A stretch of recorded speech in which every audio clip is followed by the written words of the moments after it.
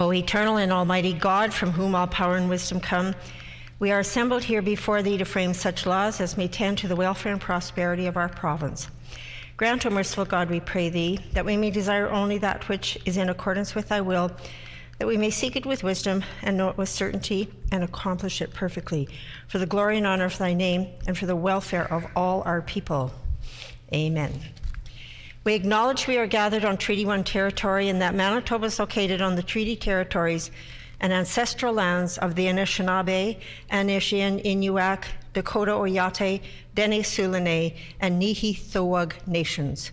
We acknowledge Manitoba is located on the homeland of the Red River Métis.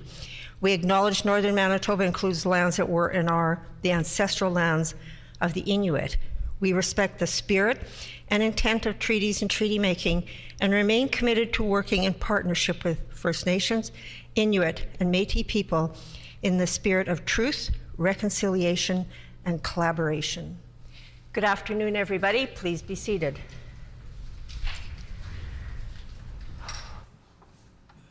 Introduction of the routine proceedings, introduction of bills. The Honourable Minister of Justice. Thank you, Madam Speaker. I move, seconded by the Minister of Advanced Education, Skills and Immigration, that Bill number 35, the Commemoration of Days, Weeks, and Months and Related Repeals and Amendments Act, be now read for a first time.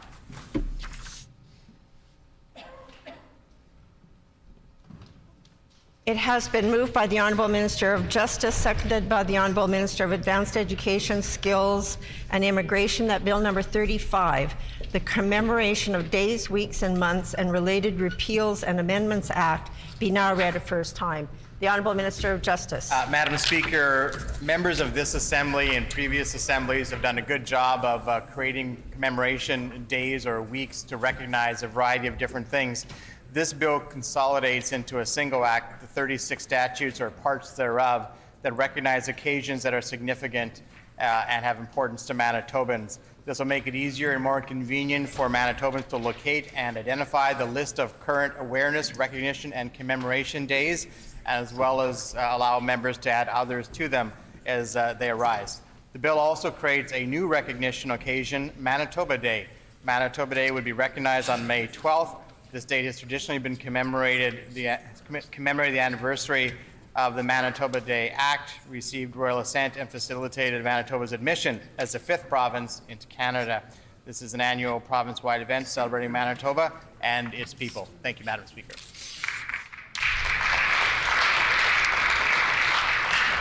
Is it the pleasure of the House to adopt the motion? Agreed? Agreed and so ordered. The Honourable Member for Portage-La Prairie.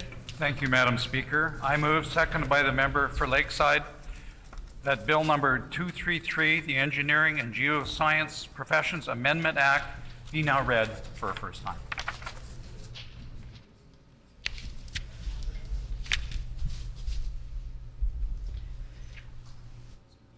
It has been moved by the Honourable Member for Portage-La Prairie, seconded by the Honourable Member for Lakeside, that Bill number 233, the Engineering and Geoscientific Professions Amendment Act, be now read a first time. The Honourable Member for Portage-La Prairie. Thank you, Madam Speaker. With this act, we'll be updating and modernizing the Engineers and Geoscience Act to catch it up to modern standards and be consistent across this country.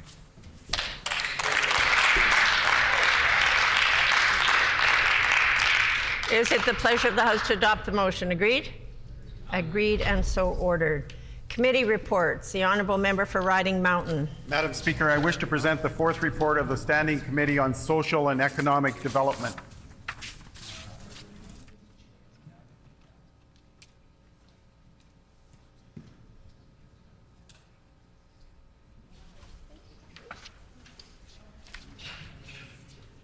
Your Standing Committee on Social... Dispense.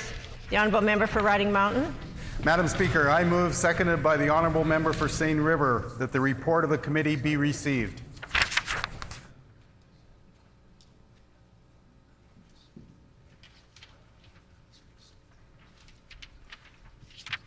It has been moved by the Honourable Member for Riding Mountain, seconded by the Honourable Member for Seine River, that the report of the committee be received. Is it the pleasure of the House to adopt the motion? Agreed? Agreed and so ordered. Tabling of reports. The Honourable Minister of Seniors and Long-Term Care. Speaker, I'm pleased to table the supplementary estimates for the Department of Seniors and Long-Term Care for 2022-23.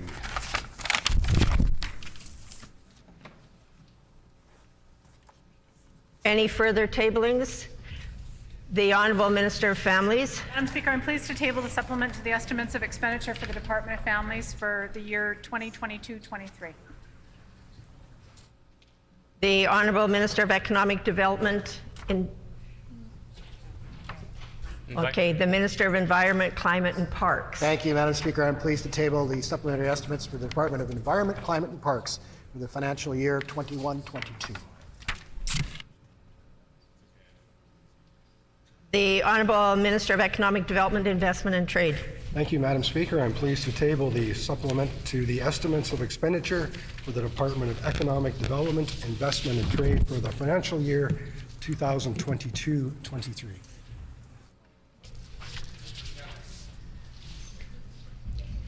And I have two reports to table.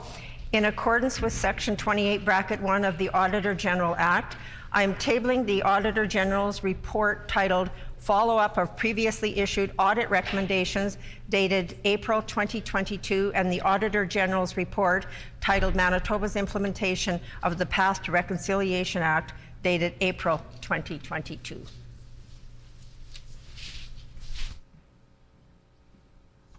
Ministerial Statements. The Honourable Minister of Health, and I would indicate that the required 90 minutes notice prior to routine proceedings was provided in accordance with our Rule 26, Bracket 2.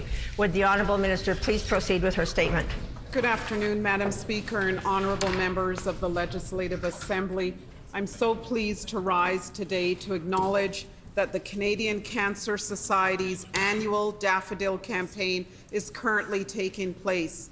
Every April, the Canadian Cancer Society Daffodil Campaign raises funds to support and help people with cancer live their lives to the fullest and to raise awareness about the needs of Manitobans affected by cancer. The daffodil that I'm wearing on my lapel, as well as members in the Assembly, is used for their campaign, as it is the first flower to bloom in the spring, serving as a symbol of strength, resilience, courage, and hope for those living with cancer. Manitobans interested in supporting the cause can donate to the campaign, start their own fundraiser, or join an existing fundraiser through the Canadian Cancer Society website. In partnership with volunteer advocates and donors, the Canadian Cancer Society works to support cancer research, educates the public on making healthy choices for cancer prevention, and supports the physical and mental health needs of those living with cancer and their loved ones by providing access to information, specialists, and a moderated online community. Madam Speaker, smoking, I'm told, is the leading cause of cancer.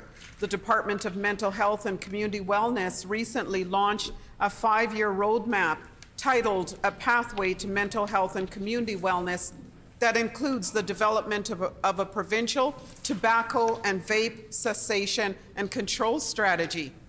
And smoking, I'm told as well, kills more than 2,000 Manitobans every year, a very alarming number.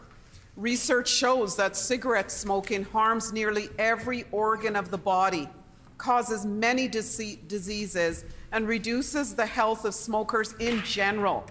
Smoking also increases the risk of 18 different types of cancers. Quitting smoking lowers your risk for smoking-related diseases such as lung cancer and heart disease, and can add years to an individual's life. And that is why our government supports the Canadian Cancer Society by providing $150,000 annually to operate the Smokers Helpline, which is a free, confidential service offering support and information about how to quit smoking, vaping, and also able to access this by telephone, text, and online. The goal of the program is to improve the overall health of Manitobans by reducing tobacco use in Manitoba. And Madam Speaker, the Canadian Cancer Society also operates Talk Tobacco in Manitoba, a free and confidential service for Indigenous people that offers culturally appropriate cessation support by telephone, text, and again online as well. In addition, our government provides $75,000 annually for the transportation program Wheels of Hope that helps patients across Manitoba receive access to transportation services in order to attend their cancer treatment appointments. It is important that our government support those living with cancer and take actions to prevent the disease. Sadly, in 2021, 6,900 Manitobans were diagnosed with cancer and 2,900 died of the disease. I'd like to extend my gratitude to the Canadian Cancer Society for their continuous support to people affected by cancer. In honor of the Daffodil Campaign, I encourage all Manitobans to work together to raise awareness about the challenges of living with cancer and to work together to improve the quality of life of people affected with this disease. Thank you, Madam Speaker.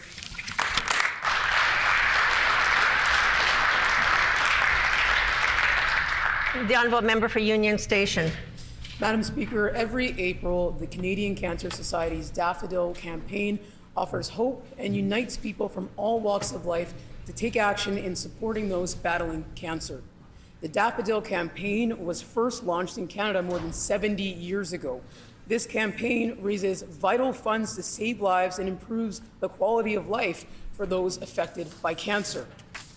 A key part to this effort is supporting the world-leading work of cancer researchers in Canada to transform cancer care, a patient's quality of life, and cancer survivorship.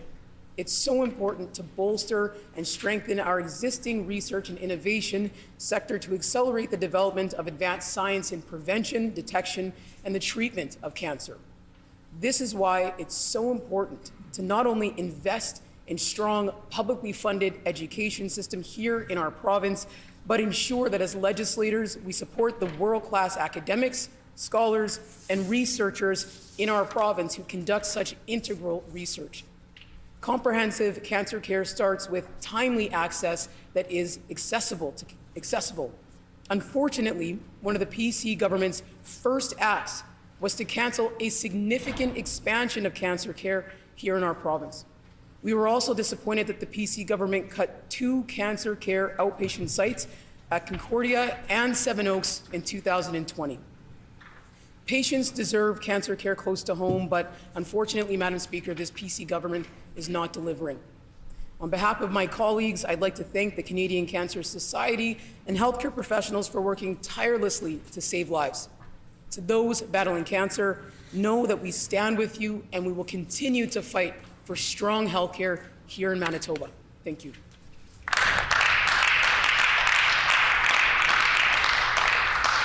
The Honourable Member for River Heights. Madam Speaker, I ask leave to speak in response to the Minister's statement. Does the member have leave to respond to the ministerial statement? Leave has been granted. The Honourable Member for River Heights. Madam Speaker, cancer can be a tragic, challenging, and difficult disease, which too often still ends in death from the cancer. The good news is that there is more hope than ever with existing and new treatments that deliver longer and longer survival and increasingly higher and higher rates of cure. In Canada, much thanks is due to the Canadian Cancer Society and its efforts, including the Daffodil Campaign, every year. When I began my internship and residency to be a pediatrician in 1971 at the University of Minnesota, there was no evidence that a child with acute lymphoblastic leukemia could be cured. It was considered a death sentence. By the time I left my time as a physician looking after children with blood problems and cancer to enter politics in 1993, 75 to 80% of children with acute lymphoblastic leukemia were being cured. Today, the rates of improvement and cure from treatment of all cancers have improved, some dramatically, some less so. One of the most difficult cancers to treat is and has been lung cancer. The government of Manitoba should be doing much more to prevent lung cancer by reducing radon levels in homes as well as in reducing smoking. The lifetime risk for lung cancer for those who are both smokers and who are exposed to radon is 1 person in 3, very high, and much higher than somebody who is just a smoker only. This is why we need to be very active in reducing both. My experience in Minneapolis working with individuals who were at the leading edge of the research and treatment of cancer in children showed me how important it is to have research and the clinical trials to test new options. It made a huge difference in the treatment of children with acute lymphoblastic leukemia, and it is making a big difference in more difficult to treat cancers like lung cancer. The Daffodil Campaign raises awareness and funds to prevent cancer and to improve the lives and the outcomes for those who develop cancer. Thank you to the Canadian Cancer Society for all you do to help in this endeavor and to help Manitobans and Canadians in this respect.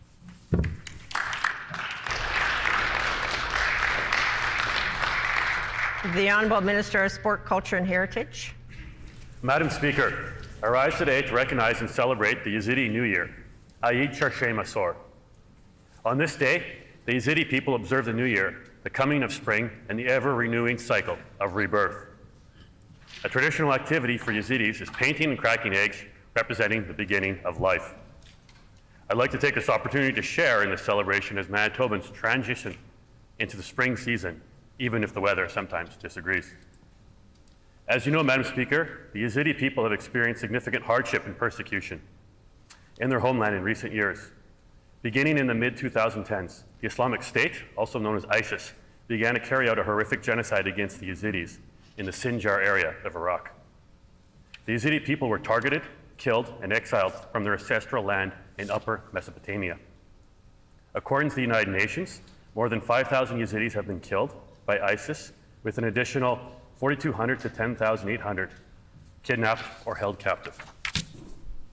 That is why, Madam Speaker, I commend the Yazidi Association of Manitoba and Operation Ezra for their leadership in providing support for Yazidi refugees. Their efforts to protect, preserve, and celebrate Yazidi heritage in this province, even through difficult circumstances, is admirable.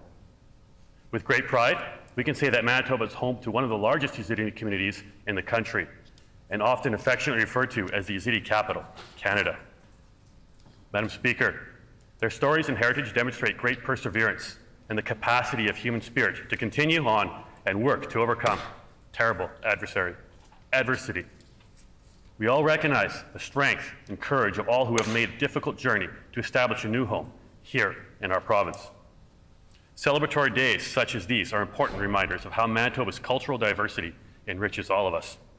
As artists, activists, educators, and business owners, Yazidi Manitobans have expanded and deepened our province's cultural mosaic, contributed to growing our province and making it a very special place that it is today.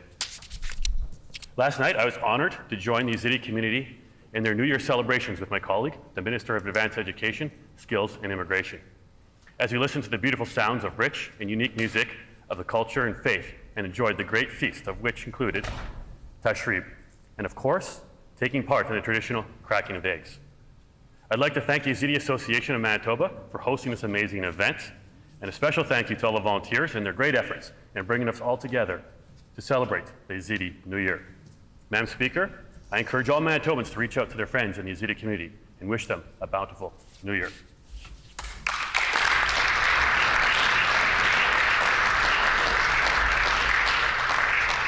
And I would indicate that the required 90 minutes notice prior to routine proceedings has been provided in accordance with our Rule 26, Bracket 2.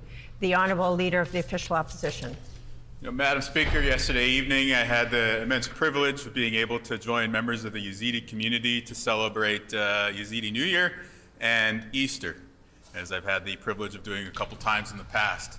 And I have to tell you that from the moment, even before I entered, just walking up to the door, the hospitality and the happiness and the celebratory mood was absolutely amazing.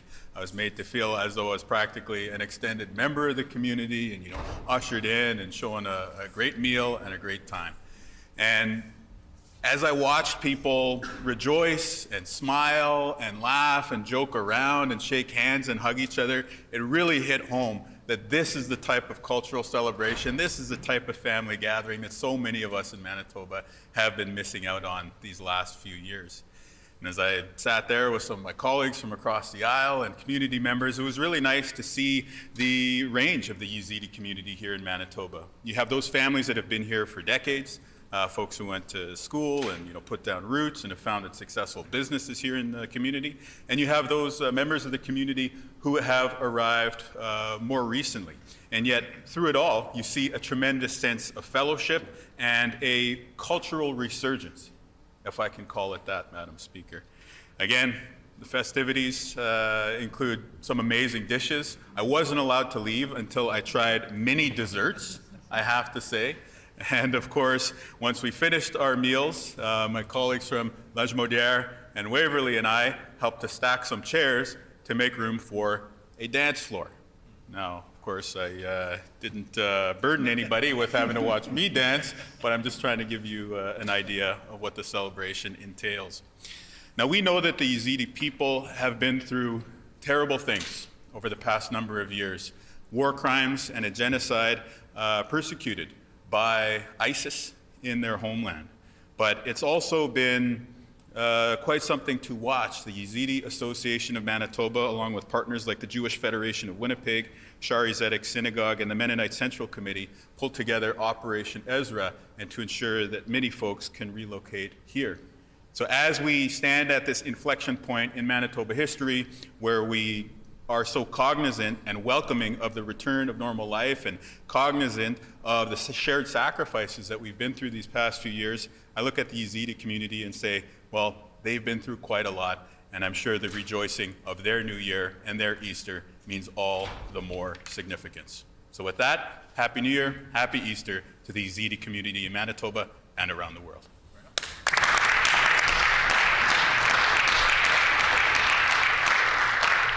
The Honourable Member for Tyndall Park. Madam Speaker, I ask for leave to speak in response to the Minister's statement. Does the member have leave to respond to the ministerial statement? Leave has been granted. The Honourable Member for Tyndall Park. Thank you, Madam Speaker. The Yazidi New Year, which is known as Sera Sal, recognizes the beginning of the New Year. It's celebrated on the third Wednesday in April, which is also considered Red Wednesday. The day commemorates Tausi Melek, which is the peacock angel and supreme Yazidi deity that first came to earth to restore calm and to spread his peacock colors throughout the world. Madam Speaker, that's in part why this is a very colorful celebration. And traditionally, it is a time where people in the community gather together to connect with their friends, neighbors, relatives, and loved ones. When people gather for Yazidi New Year, they share meals together, sometimes big feasts. They spend time praying with one another and asking for forgiveness. They decorate eggs and place dried eggshells and a red rose above the doors to their homes. They do big spring cleanups. They share stories about what they are grateful for and how they can make our community a more peaceful place. Here in Winnipeg, there have been gatherings where the Yazidi New Year is celebrated and has been organized with local initiatives like Operation Ezra. Operation Ezra is a Jewish community initiative for the rescue and resettlement of Yazidi refugees. Madam Speaker, I am grateful we have a growing Yazidi community here in Manitoba that prioritizes relationships and human connection and works to make our community a more cultural and peaceful place. Thank you, Madam Speaker.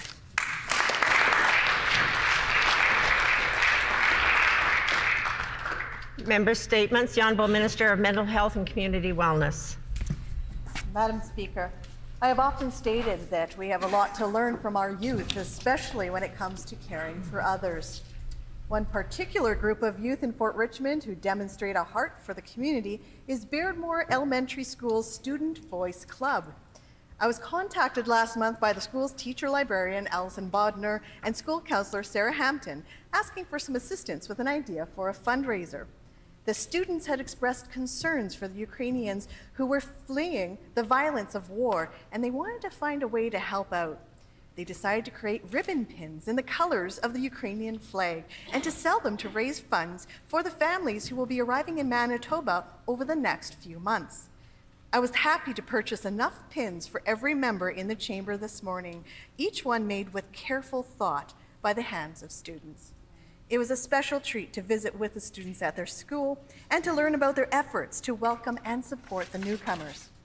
In addition to the ribbon pins, the students are hoping to organize a food and clothing drive to support Ukrainian refugees.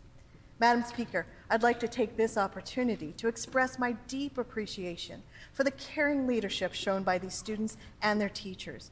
I know that the families from Ukraine will feel welcomed and loved because of the actions of community members just like them.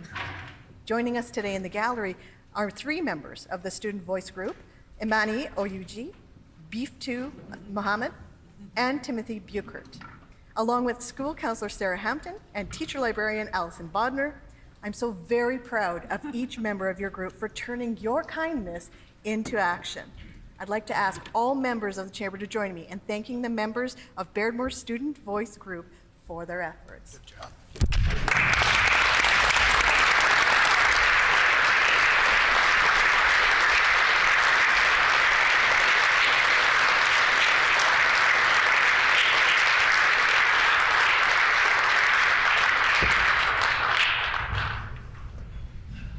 The honourable member for the Pas-Kamisak.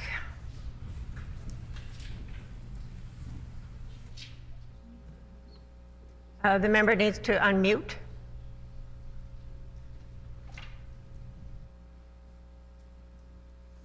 Thank you. The honourable member for the Pas-Kamisak. Madam Speaker, I'm excited today to recognize the accomplishments of Brandy Woodhouse, a young Indigenous entrepreneur.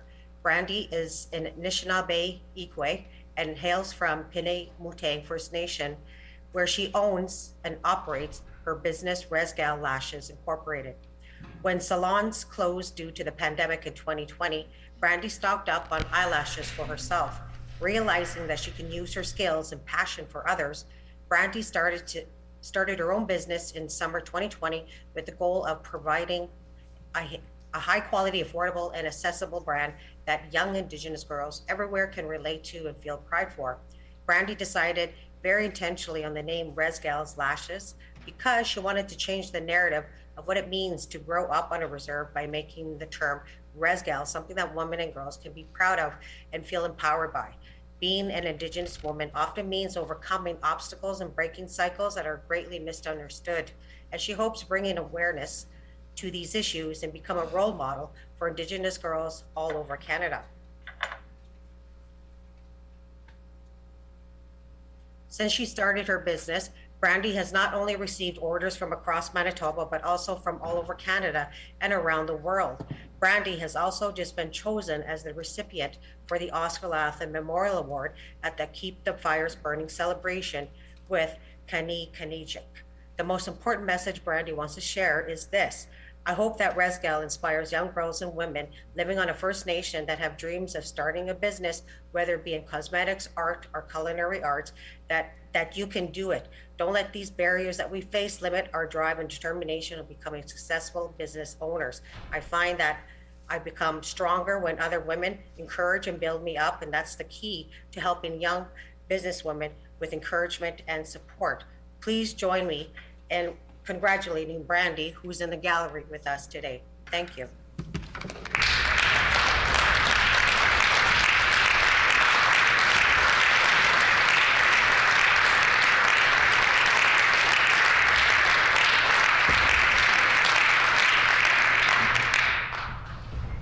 The Honourable Minister of Health. The Honourable Minister of Health. Thank you, Madam Speaker. I rise today to recognize Winnipeg Trails, a nonprofit organization dedicated to promoting active and sustainable transportation in our city. When the pandemic hit, Winnipeg Trails leapt into action and worked tirelessly on new initiatives to help Winnipeggers get outdoors and stay active. In a few weeks, the team had mapped out a network of temporary bike routes across the city. They lent out spare bikes to help those who relied on public transportation to get around during the pandemic. By collaborating with organizations based in the inner city, Winnipeg Trails provided bikes to over 150 newcomer and Indigenous women in the area, empowering them with increased mobility and opportunity. When kids went back to school in 2020, Winnipeg Trails started the School Loops project to encourage children and families to explore their neighborhoods on foot or by bike. They created 41 circular trails connecting schools together and marked them with colorful signage like the Green Owl and Orange Eagle trails in my constituency of Southdale. Protecting the environment is a high priority for Winnipeg Trails. For example, they started the Future Forest Project to plant 150,000 trees throughout Winnipeg, which our government was pleased to support through the Building Sustainable Communities Grant Program. Executive Director Anders Swanson could not be here today, but we do have 3 outstanding members of the Winnipeg Trails team here with us in the gallery. I ask members to please join me in welcoming Simon Pisanto, Marlo Wilson, and Miharit Cumby to the Manitoba Legislature, and to thank them for all that Winnipeg Trails staff and volunteers do in making Winnipeg a more active and vibrant city. Thank you.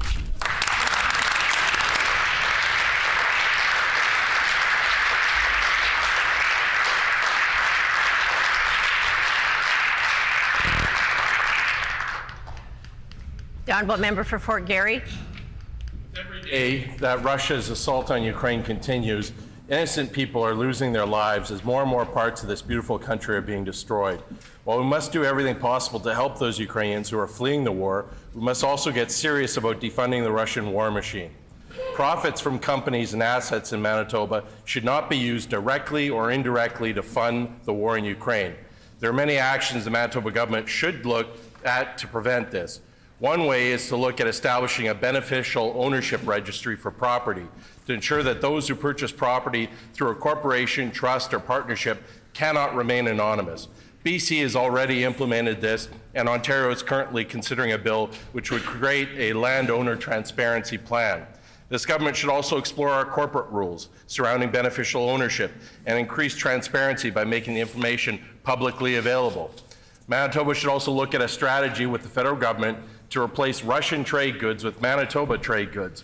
We mine lithium, cadmium, and palladium in Manitoba and could replace Russia as a supplier for companies in our province and throughout the world. It makes sense that government could help companies in our province to find alternative suppliers for many other goods. While defunding Russia's war machine is crucial, we must also focus on helping Ukraine's economy, which has been devastated by war. One way to do this is to see if any of our pension funds or crown corporations hold sovereign Ukrainian debt. We should consider ways to help Ukraine, including forgiving this debt. In addition, we need to support reconstruction efforts in Ukraine and should look at significant pledges like building a school to help replace over 300 schools that have already been destroyed. Madam Speaker, there are many actions this government can take to help Ukraine defend itself against this violent aggressor. I'm calling on the government to back up their words with actions today.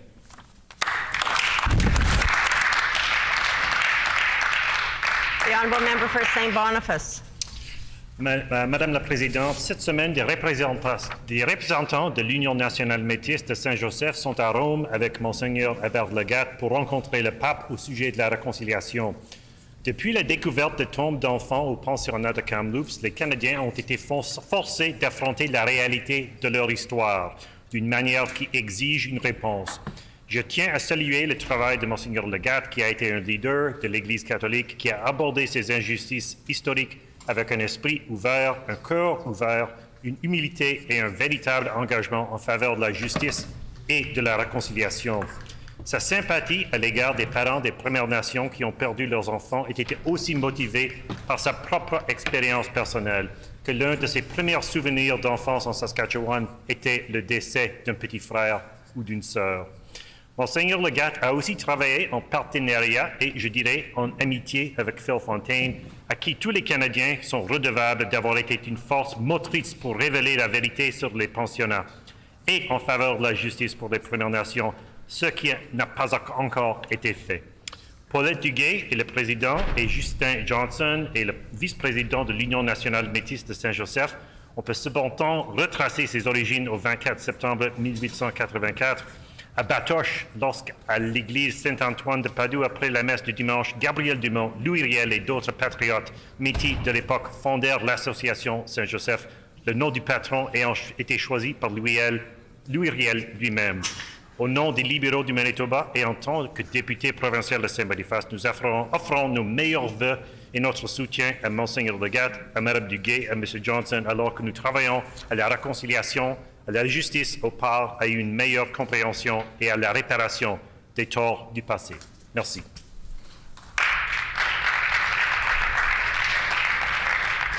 Oral questions. The Honourable Leader of the Official Opposition.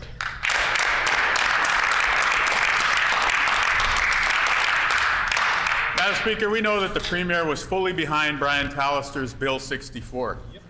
She seconded it. And I'm sure before seconding it, she read every article of the bill and carefully considered the impacts it would have on the education system and agreed, mistaken as she was, that she thought Bill 64 was the way to go. So yesterday, I guess they had an announcement regarding education, but we know what their plan is when it comes to schools in Manitoba. It's to cut. There are fewer teachers working in communities like Winnipeg and Brandon and Swan River because of this government's cuts to education. Will the Premier stop cutting education right now?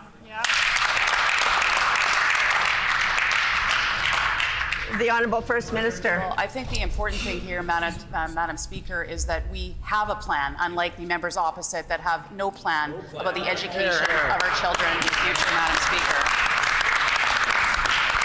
Leader of the Opposition likes to put false information on the record. He continues that day in and day out in this chamber, Madam Speaker. The fact of the matter is that we are investing more than $1 billion more in education in the province of Manitoba than the NDP ever did, Madam Speaker. We will continue to invest in better quality care or better quality education for our children. And that's what the education plan is all about. We recognize, Madam Speaker, that after listening to people within the communities, that Bill 64 was not something we wanted to go forward with. So we made the right decision by listening to our constituents and pulled that bill from the chamber, Madam Speaker.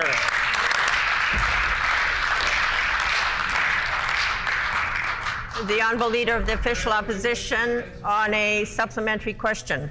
You'll notice what the Premier did there. She caught herself when she was saying care and then changed the same talking point to be about schools. That's because they have the same talking points when it comes to healthcare as they do with education, because they want to do the same thing to healthcare that they did to education, Madam Speaker. Cut. They've never met a department in government that they didn't want to cut, Madam Speaker, but we're saying enough is enough. Bill 64 is not a plan. Cutting teachers in schools is not a plan. To the parents and students in the Seven Oaks School Division, in the Brandon School Division, in Kelsey, in Swan River, who have fewer teachers in the classroom today, how does this government justify their cuts of schools? The Honourable First Minister. Well, again, the Leader of the Opposition likes to put false information on the record. We are investing more than $1 billion in education, more than the NDP ever did when they were in power, Madam Speaker. And let me just say to the Leader of the Opposition, we can provide better care for Manitobans at the same time providing better education for our children. But again, Madam Speaker, we have a plan. Unlike the Leader of the Opposition and members opposite, we have a plan. And let me just read a quote.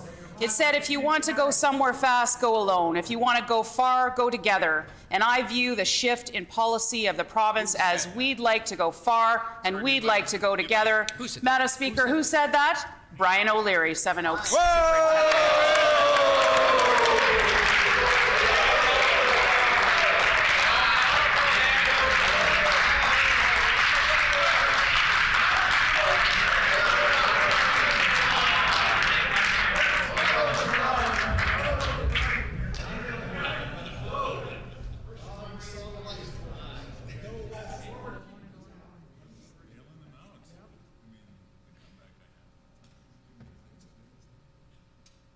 The Honourable Leader of the Official Opposition on a final supplementary. Yes, Madam Speaker, let's talk about Seven Oaks School Division, where under this government there are 8 fewer teachers and 20 fewer educational assistants this year. Why don't we talk about the Brandon School Division, where there were 10 full-time teaching positions cut? Why don't we talk about Borderland? Why don't we talk about Kelsey? Why don't we talk about Swan River, where this year there are fewer teachers in the classroom because of the cuts to education funding that this government has made?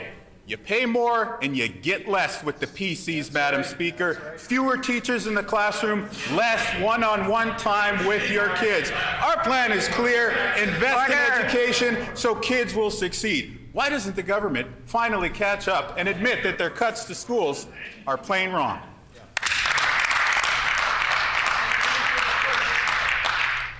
The Honourable First Minister. Well, the only thing and the person who's plain wrong is the Leader of the Opposition. Once again, Madam Speaker, more than $327 million more in just 2 years to the education budget. A 17% increase in that budget just in the last 2 years alone, Madam Speaker. But the Leader of the Opposition wants to talk about teachers. Well, I've got another quote for him, Madam Speaker. It's gratifying to see that the extensive consultation undertaken by the Commission is finally reflected in the government's planning. It's clear that MTS, along with other education stakeholders and indeed thousands of private citizens committed to public education, have been heard. And who is that, Madam Speaker? James Bedford, the head of...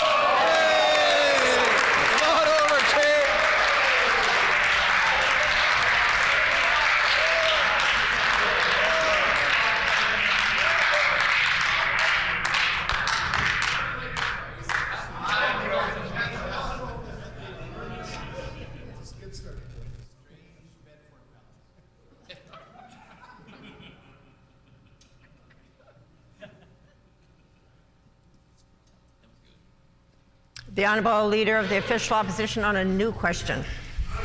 These are the facts. 28 fewer teachers and educational assistants in Seven Oaks. Fewer teachers in Brandon. Fewer teachers in Swan River and in Kelsey. There are fewer teachers working in the classroom. That's a fact. There are also fewer, they can't contest it, by the way, I would point out. There are also fewer beds in the hospital system in Manitoba right now. An emergency room doctor said on Wednesday that 47 out of the 55 ER beds at St. B were full of people waiting to get into a ward. We know that one patient had waited 162 hours in the emergency room. It's unacceptable, and it's because of the cuts that they made to acute care starting in 2017. Will the Premier begin by acknowledging that there is a crisis in our hospitals, particularly at sites like St. Boniface? The Honourable First Minister. Well, Madam Speaker, I know that Manitobans don't want to go back to the dark days of the NDP government, Madam Speaker. We're skyrocketing wait lists in our ERs, even without a pandemic, Madam Speaker. Manitobans don't want to go back to those days. What they want is a plan to get Manitobans the care when they need it, Madam Speaker, including in St. Boniface Hospital. That's why in Budget 2022, Madam Speaker, our government is investing more than $100 million to redevelop the St. Boniface Hospital emergency room. This investment will triple the size of its ER. It will reduce wait times. It will improve patient flow and provide more room for clinical staff to work in St. Boniface Hospital, Madam Speaker. The question is, there is a budget before this chamber today, Madam Speaker. Will the NDP support it or not?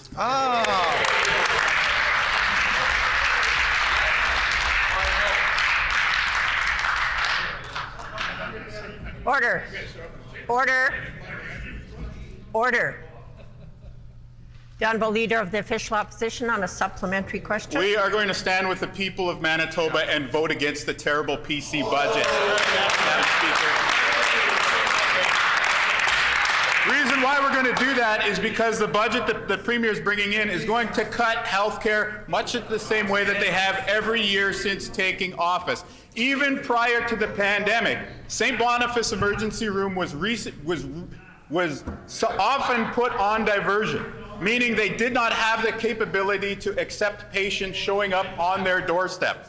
That happened when the member for Steinbach was the health minister. That happened when the member for Morden Winkler was the health minister. It continued when the premier was the health minister, and unfortunately, it continues to this day. St. Boniface Emergency Room is in crisis. Ahead of making a substantive investment to solve the crisis, will the premier simply admit that our hospital has a problem? Yeah.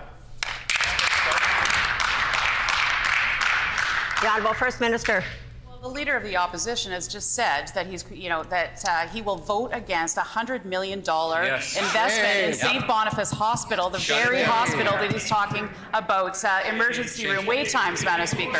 We remember what those emergency wait times were in the dark days of the previous NDP government, Madam Speaker. Manitobans don't want to go back there again.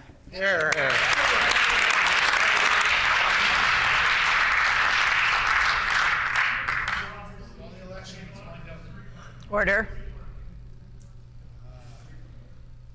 The Honourable Leader of the Official Opposition on a final supplementary. Madam Speaker, who can believe this government when it comes to health care?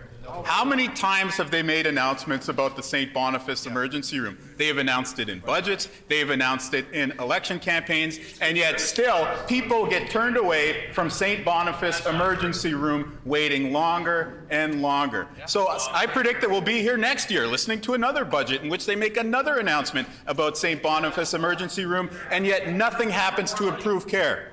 What actually does happen? People wait longer. People are waiting longer for surgeries. People are waiting longer in emergency rooms than ever before, Madam Speaker. The PC healthcare cuts have delivered some of the worst health outcomes anywhere in Canada over the past 6 years. Will the Premier simply admit that they were wrong? The Honourable First Minister. Well, Madam Speaker, yesterday the Leader of the Opposition indicated to Manitobans that he would put his own ideology ahead of patient care in the province of Manitoba. We say that's wrong, Madam Speaker. He said and indicated that he would fire dozens of nurses, preventing thousands of Manitobans from getting the much-needed health care that they deserve, Madam Speaker, just because of his own ideology, Madam Speaker. Again, we think that's wrong, Madam Speaker. We have a plan to deliver better health care to Manitobans closer to home, Madam Speaker. That's why in the St. Boniface Hospital alone, we are investing in this budget more than $100 million to ensure that Manitobans get the health care that they need when they need it.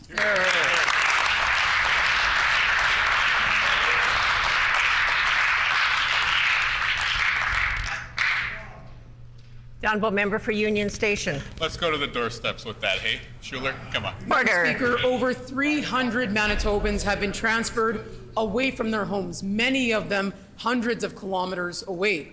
Yesterday, we learned that there are still nearly 70 such patients that want to return home, but can't because there's no bed for them. This government cut beds. There are 124 fewer beds in our hospitals than 4 years ago. Healthcare is simply not there for those who need it. Will the minister end those transfers and bring these patients home today?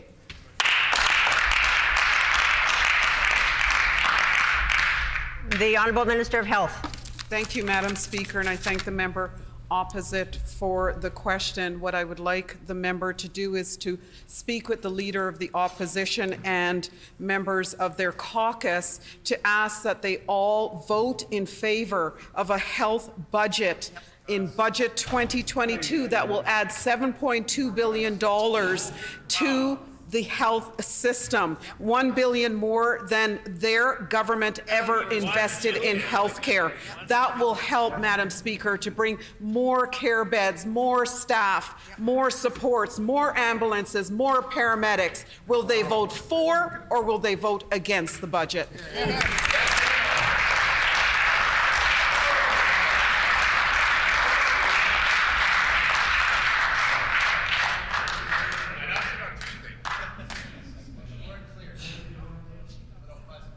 The Honourable Member for Union Station on a supplementary question.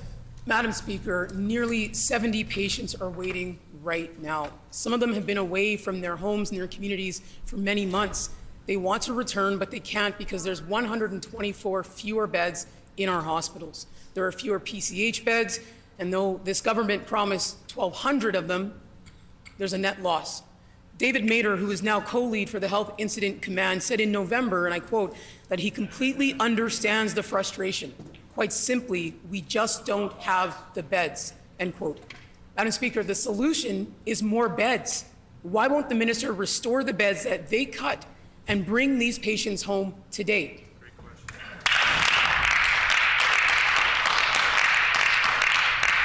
The Honourable Minister of Health. Madam Speaker, I want to just remind the member opposite that Budget 2022 also aims to add $30 million to add 28 additional beds to our intensive care units, beds that Manitobans need in their time of care. So this would raise our bed baseline up to 100, Madam Speaker, from the current 72. Will the member for Union Station talk to the Leader of the Opposition and members of their caucus to please encourage them to support Manitobans by voting in favor of our budget?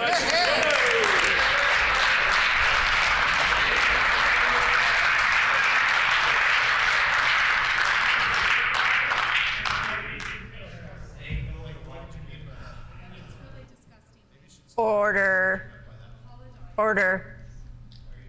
Order. Order.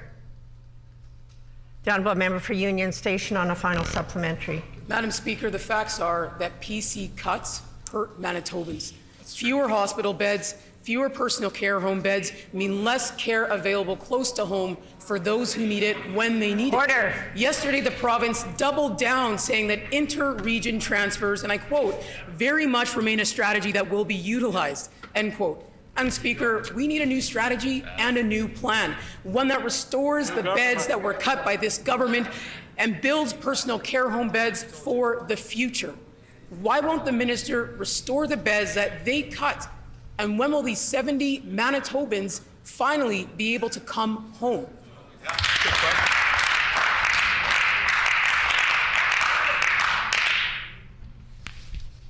The Honourable Minister of Health.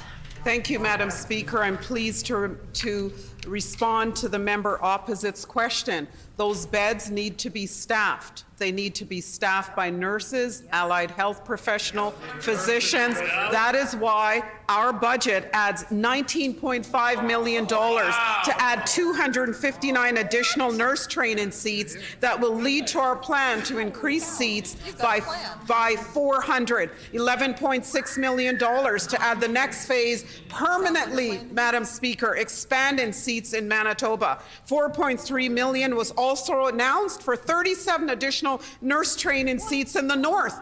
Will the members opposite vote in favor of more staff so that we can have more beds for individuals that are waiting?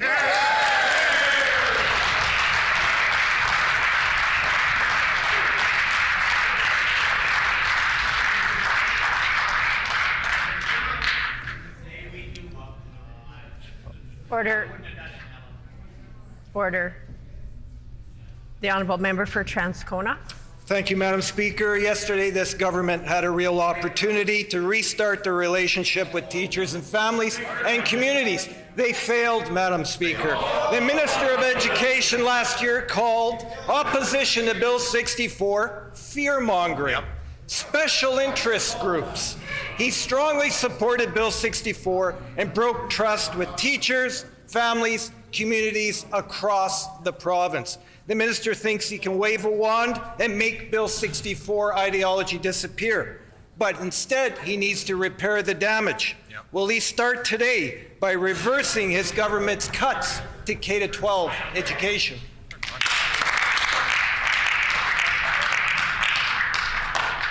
The Honourable Minister of Education. Thank you, Madam Speaker. And Madam Speaker, today is a great day for Manitoba students and Manitobans in general, Madam Speaker, because of the announcement yesterday made on the K-12 Education Action Plan.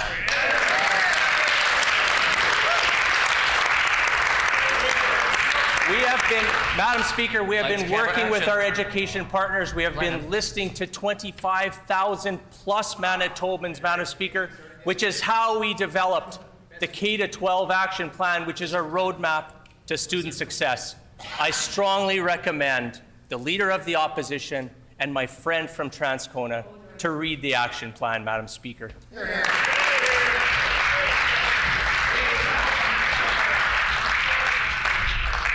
The honourable member for order. The honourable member for Transcona on a supplementary question. Thank you, Madam Speaker. It's evident that this minister wasn't paying attention to my first question, but the Auditor General was. And he stated in page 35 of his report, and I quote, and table it at the same time, the government had not yet initiated pandemic recovery efforts. And only 15% of school leadership, Madam Speaker, believe that the government is taking appropriate action to address long-term impacts of the pandemic. There is a crisis of confidence in this government.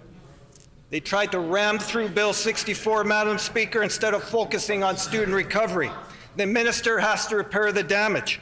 Will he stop the cuts and give our kids the support they need?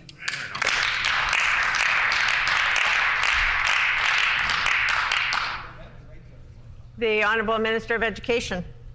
Madam Speaker, unfortunately, there is so much misinformation and fear-mongering in that question. I don't have enough time, even if you give me leave to run the 20 minutes, Madam Speaker, left in question period. Order. Madam Speaker, during COVID, over the 2 years, the pandemic that hit not only Manitoba, but Canada and the world, Madam Speaker, we had spent more on COVID recovery efforts of over $250 million into our education system alone, Madam Speaker. And then he talks about cuts. $327 million more dollars, Madam Speaker, to education over the last 2 years. That's over 17.2%. The member's time has expired. Thank you.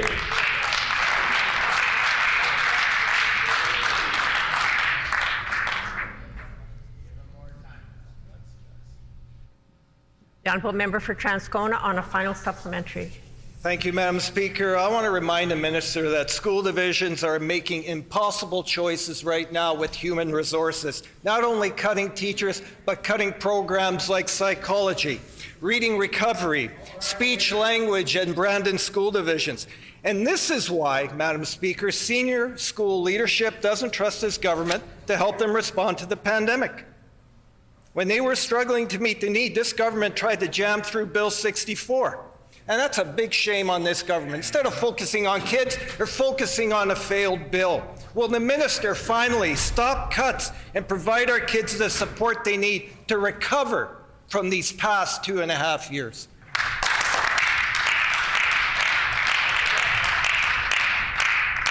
The Honourable Minister of Education. Madam Speaker, and it's unfortunate again that my friend from Transcona continues to put misinformation and continues to use his leaders' self-serving talking points, Madam Speaker. It's unfortunate because you know what? My friend from Transcona is better than that, Madam Speaker. I will correct the record though, Madam Speaker. In Brandon School Division alone, the Brandon School Division saw 11.4% increase in funding over the past 2 years, Madam Speaker, which excludes the general support grant. An increase also does not take into account the $61 million provided for Safe Schools funding, Madam Speaker. Madam Speaker, we're not going to take any lessons from the NDP. That is more money, not less. Good job.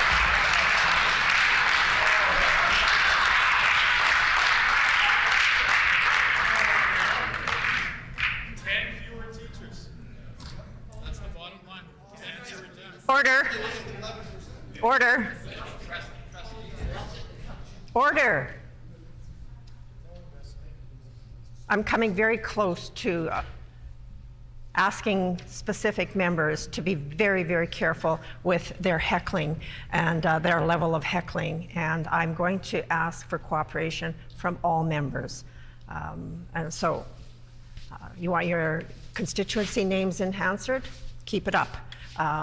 Because I don't think your constituents want to know that you have been called out in this House for misbehaving and for bad heckling. So I'm going to give fair warning to all. The Honourable Member for Wolseley. Thank you, Madam Speaker. I'm looking forward to a quiet set of questions. This PC government continues to make it harder to enjoy Manitoba's parks. Rather than investing in parks, they're sending now over $1 million of Manitoba's money to a Texas-based company.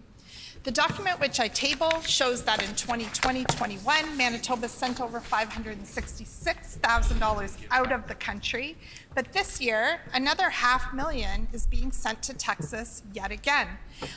Also, Manitobans can just get a little peek into our parks. This is wrong.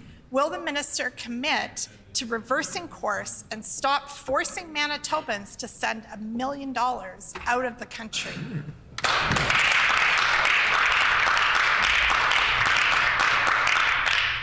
The Honourable Minister of Environment, Climate and Parks. Well, thank you very much, Madam Speaker, and certainly our government is very pleased with the investments we continue to make in parks. After 17 years of complete neglect, Madam Speaker, we know that there is a very, very large mess in our parks to clean up. Madam Speaker, we're committed to cleaning up that mess, and that's exactly what we're going to do. Hear, hear.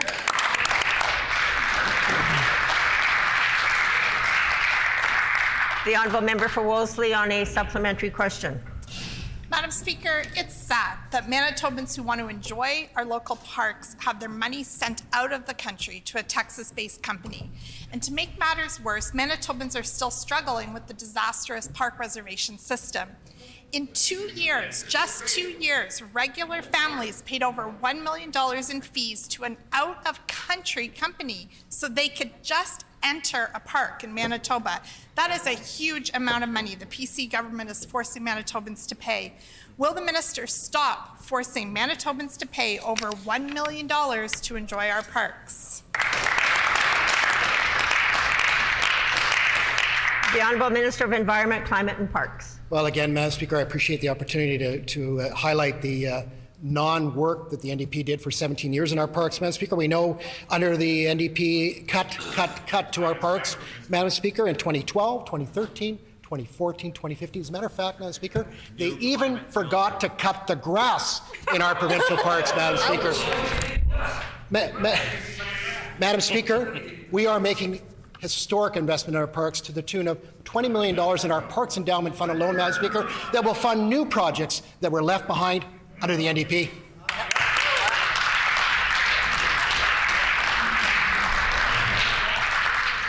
The Honourable Member for Wolseley on a final supplementary. Madam Speaker, we are 6 years going into 7 years of this government. I know that's incredibly depressing to hear, but I just need to highlight it. It's about time, maybe about time for this government to start taking responsibility. The cost to go to a park jumped 10 times more when the PC government hired a Texas company.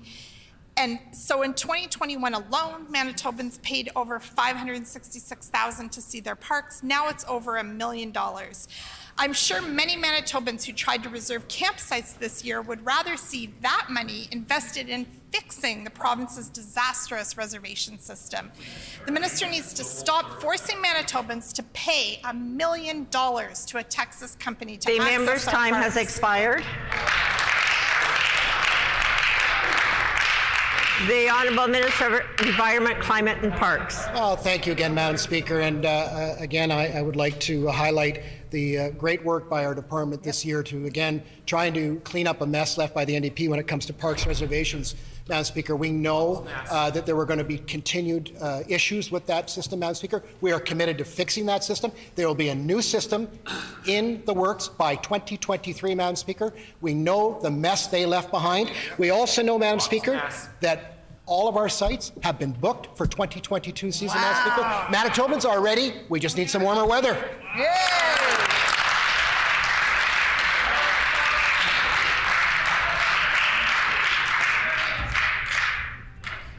The Honourable Member for Keewatin. Madam Speaker, every year this PC government breaks its promises regarding infrastructure. They've cut the highways budget by over 36%, and since taking office, the infrastructure budget has been underspent by millions and millions of dollars each year. These cuts have real impacts on Manitobans across the province, particularly in northern Manitoba. Northerners rely upon highways to access healthcare, shop for groceries, and so much more.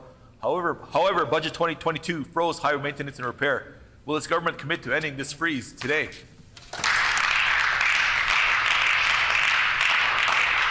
The Honourable Minister of Labour, Consumer Protection and Government Services. Thank you, Madam Speaker. Well, again, the opposition loves to put false information on the record, and our government is committed in 2021 to spending $1.5 billion over 3 years, minimum of $500 million in capital investment throughout 22-23. There's the truth, Madam Speaker. They can't handle it.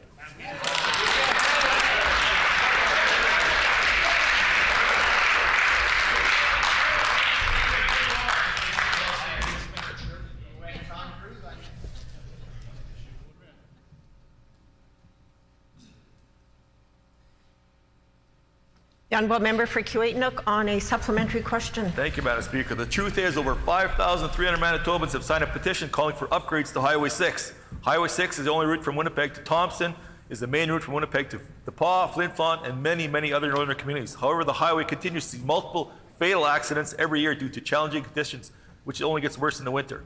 Budget 2022 froze maintenance and repair for these highways. This is not an acceptable response. Will the minister reverse course and end the freeze on highway maintenance and repairs today?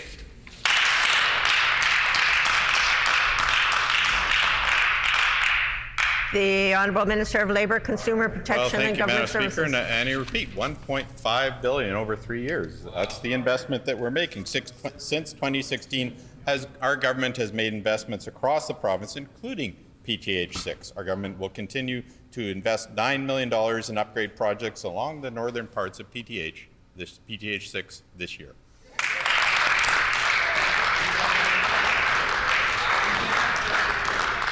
The Honourable Member for Kiiwetinoong on a final supplementary. Well, Madam Speaker, where are these upgrades? Community members are still calling today for road upgrades, rest areas, and more frequent passing lanes to help reduce accidents.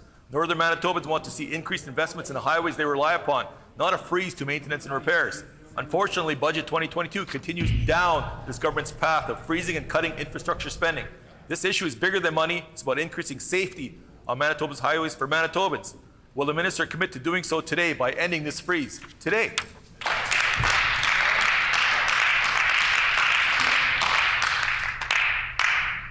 The Honourable Minister of Labour. Well, Madam Speaker, $9 million in the budget this year. The member has the opportunity to do the right thing. Will he vote for the budget and support that $9 million to be spent on PTH 6, Madam Speaker? $9 million.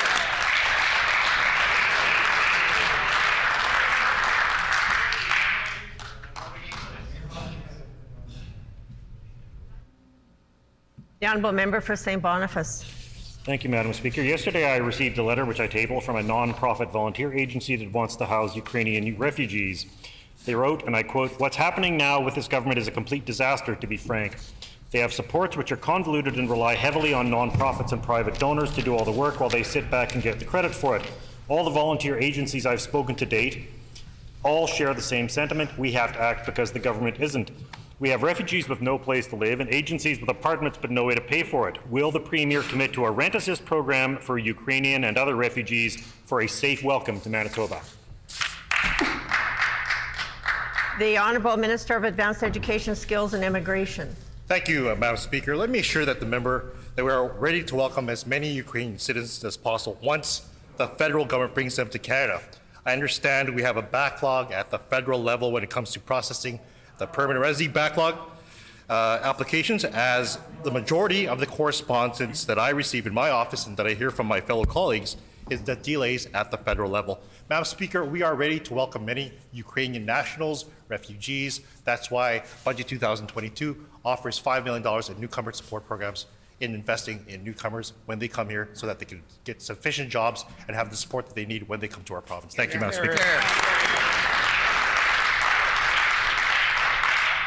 The Honourable Member for St. Boniface on a supplementary question. If the minister doesn't realize that settlement is his job and a provincial responsibility, I don't know why he hasn't.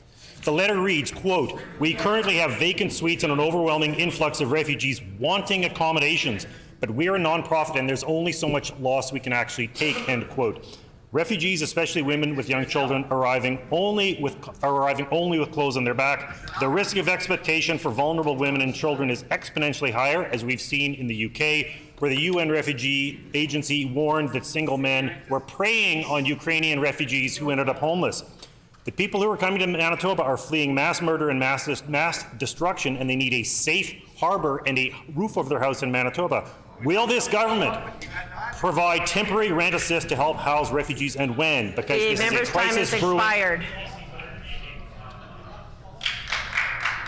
The Honourable Minister of Advanced Education, Skills and Immigration. Madam Speaker, when the first arrivals come to Manitoba, we will be ready.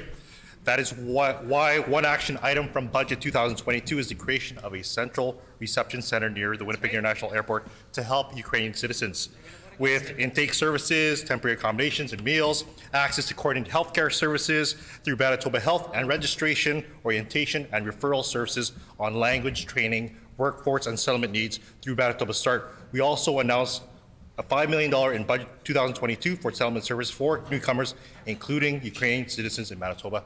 We have a plan. We are ready, Madam Speaker. Hear, hear.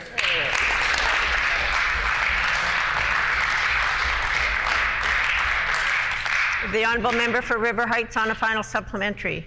Madam Speaker, yesterday I asked about the availability of rehab for a gentleman who had his leg amputated. Sadly, his experience is not unique. Shayla McLean also had a leg amputated, and instead of a focus on rehab, her pain and health concerns were initially dismissed. Jeff Carpenter, who had parts of both his legs amputated, described being beyond frustrated at having to wait at least 21 weeks to get an occupational therapist to help him. As I table, he said of the healthcare system for which the minister is responsible, nobody has a clue what's going on. I asked the minister to explain why such a basic item of care as rehabilitation following an amputation is being so poorly looked after in Manitoba. The Honourable Minister of Health. Thank you, Madam Speaker, and I thank the member for River Heights for bringing this to my attention. I will certainly have discussions with the Winnipeg Regional Health Authority as well as the facility leads to investigate each case in specifics. And unfortunately, due to the Personal Health Information Act, I cannot discuss the specifics of an individual's health status or the health services they will receive in the chamber, but happy to look into each and every case the member has brought forward.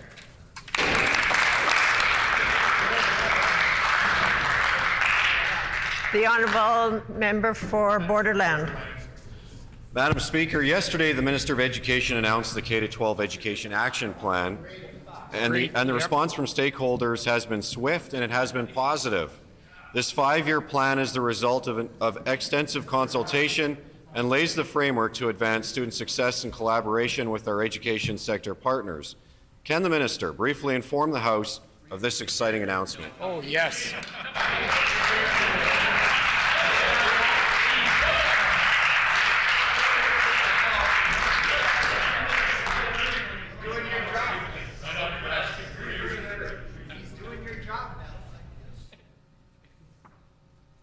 The Honourable Minister of Education. Thank you, Madam Speaker. I'd like to thank my colleague from Borderland for that great question, Madam Speaker. Madam Speaker, I was honored to announce our government's action plan yesterday. I'd like to thank Principal Lowen, school staff and students for hosting us at École Templeton, one of our government's 22 new schools, Madam Speaker. I'd also like to thank, Madam Speaker, I'd like to thank the Commission for all their hard work, all our education partners for their extensive consultation, and who gave perspective towards our action plan, Madam Speaker. Lastly, I'd like to thank our over 25,000 Manitobans who participated in the consultation process. I invite all Manitobans to take a look at the action plan, Madam Speaker. It's available on the government website. I strongly encourage the member's NDP time to has do expired. So.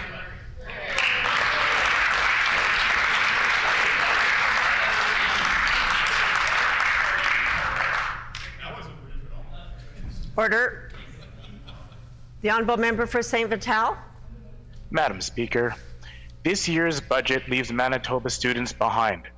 There's been a big increase to tuition fees this year because the PC government's cuts to universities and colleges. It's doing lasting damage to students and universities and colleges. Will the minister tell Manitoba students and parents how much more they will be paying for college and university this year? The Minister of Advanced Education. Madam Speaker, as outlined in Budget 2022, we are delivering on the skills, talent, and knowledge strategy by ensuring that more students have access to affordable post-secondary education and employment once they graduate. That is why our government is investing in programs such as the Manitoba Scholarship and Bursary Initiative to provide more than $33 million in bursaries for students accessing post-secondary institutions in Manitoba. Madam Speaker, we have a plan for students to get world-class post-secondary education and good jobs in Manitoba once they graduate, unlike the all-talk, no-action NDP, Madam Speaker.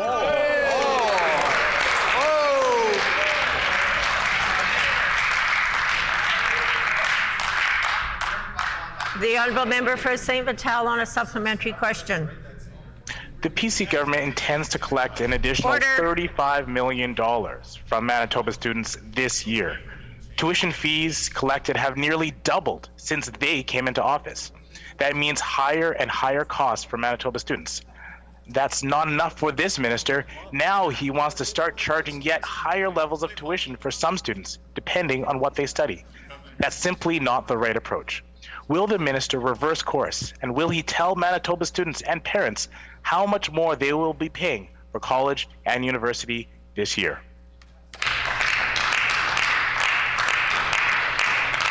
The Honourable Minister of Advanced Education. Madam Speaker, we on this side of the House will always fight for our post-secondary sector throughout the province. We continue to invest $1 billion in post-secondary education and engage with our post-secondary partners, including presidents, students, and faculty unions.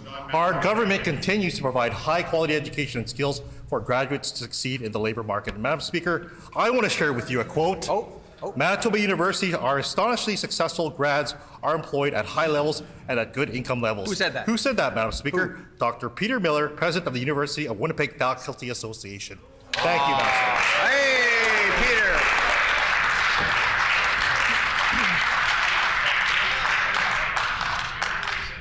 Peter. The time for oral questions has expired, and I have a ruling for the House.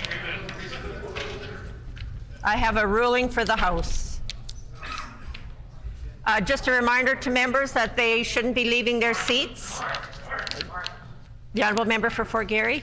I would just remind members that when I have made an announcement that there is a ruling to be presented, members should remain in their seats.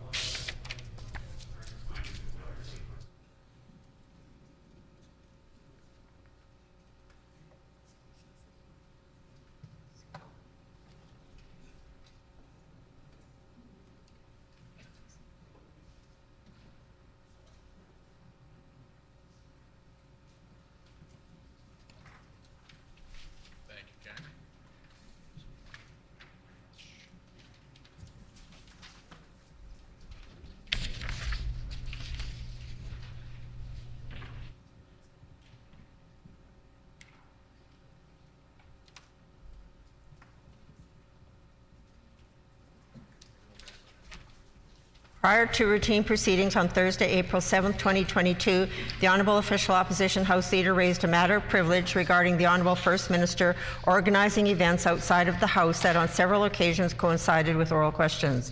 The Official Opposition House Leader claimed these actions serve to avoid accountability and that this lack of participation in question period makes it harder to keep the government accountable.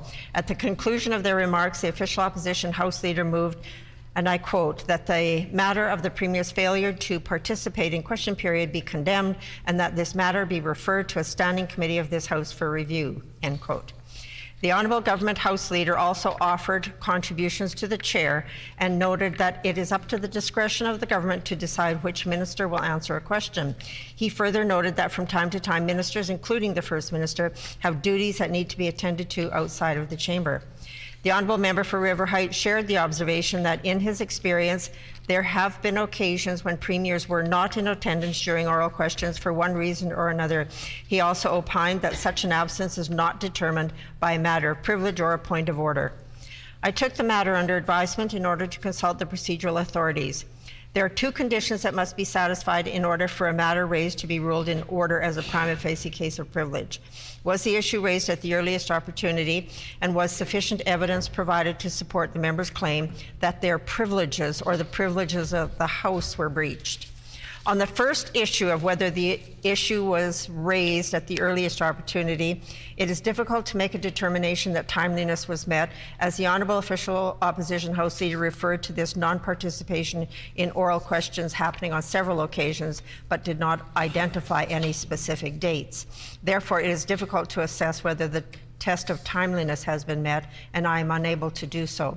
On the second issue, whether sufficient evidence was provided, I must advise the House that a lack of participation in oral questions by the First Minister or any minister is not a violation of the privileges of the House or of individual members. Beauchene's 6th edition, citation 31(2), advises that the failure of a minister to answer a question may not be raised as a question of privilege. In addition, as noted in Beauchene's citation 31(4), the absence of a minister, such as from a committee studying estimates, would be a grievance but not a question of privilege. Further, as Bosque and Gagnon explain on page 127 of the 3rd edition of House of Commons Procedure and Practice, although there is a collective privilege of the House regarding the authority of the House to maintain the attendance and service of its members, it refers to the privilege of exemption from jury duty and exemption from being summoned to appear as a witness. Bosque and Gagnon further state on page 127, the standing orders of the House of Commons provide that every member is bound to attend the sittings of the House unless otherwise occupied with parliamentary activities or functions or on public or official business. Because the House sits during prime working hours, scheduling conflicts with other parliamentary or official commitments, for example, committee meetings, may prevent members from being present in the chamber. In practice, considerable leniency is exercised in this regard. Indeed, the chair has often discouraged any references to the absences of any individual member, end quote. On the issue of the operations of oral questions, questions are technically put to the government as a whole, and it is the prerogative of the government to decide which minister will answer the questions. Additionally, each ministerial portfolio has, through order in council assignments, a listing of first and second acting ministers who can answer questions or act if the minister responsible is not able to do so. With this statutory provision in place, it should be possible to receive information and answers to questions even in the absence of the minister responsible. I therefore rule that although this issue may be considered discourteous by some honourable members, there is no prima facie case of a breach of parliamentary privilege. Petitions.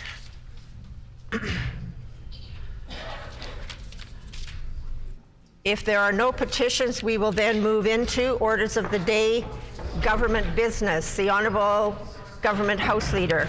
Thank you, Madam Speaker. Could you please resume debate on the budget? Resuming debate on the proposed motion of the Honourable Minister of Finance and the amendment and sub-amendment thereto. Debate is open. The Honourable Member for Flin Flon.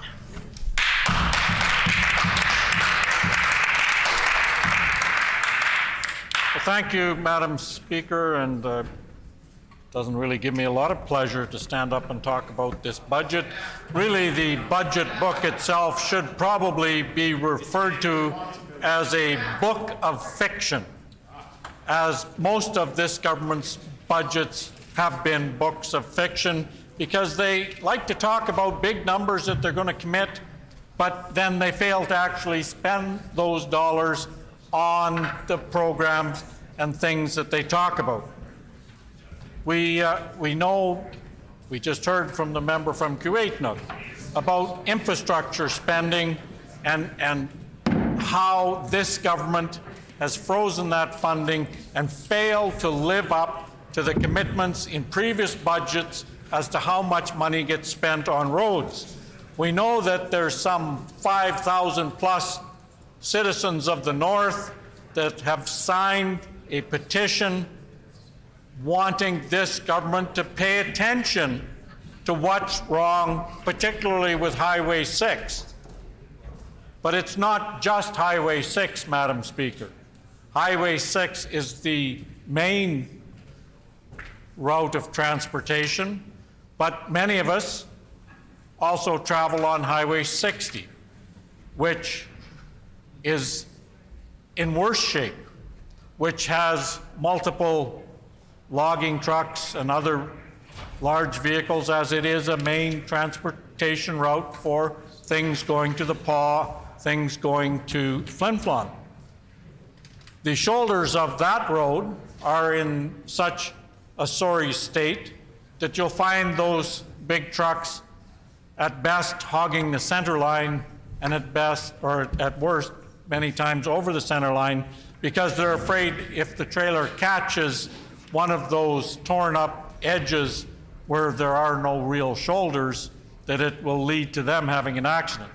Now, Mr. Deputy Speaker, you've heard me talk in this chamber about snowplow operators. Once again, this government has failed to supply, to hire, to train, to ensure that there's sufficient operators to maintain these roads in a safe condition after a snowstorm. I can personally attest to the storm we had last week that wasn't anywhere close to being as bad as what the forecast was. So I waited an extra day before I attempted to drive to Flin Flon, just in the interest of making sure that my wife and I could safely travel on that road. Unfortunately, when we started out, even the perimeter wasn't properly plowed.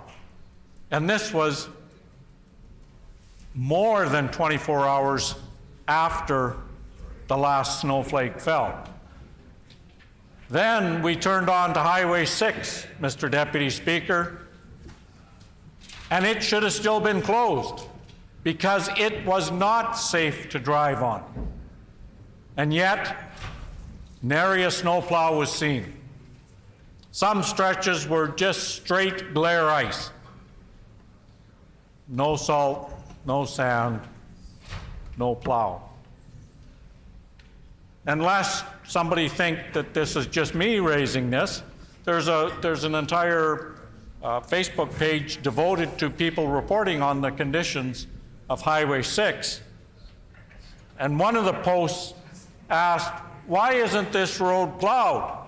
And somebody directed that person to contact their MLA, the MLA for the Interlake, because clearly he doesn't care that his own constituents can't travel on a highway because it's not maintained safely. He ignores them. He ignores their concerns, just like the rest of his government. He doesn't care as long as he gets his paycheck. Doesn't matter if the road is safe to travel on.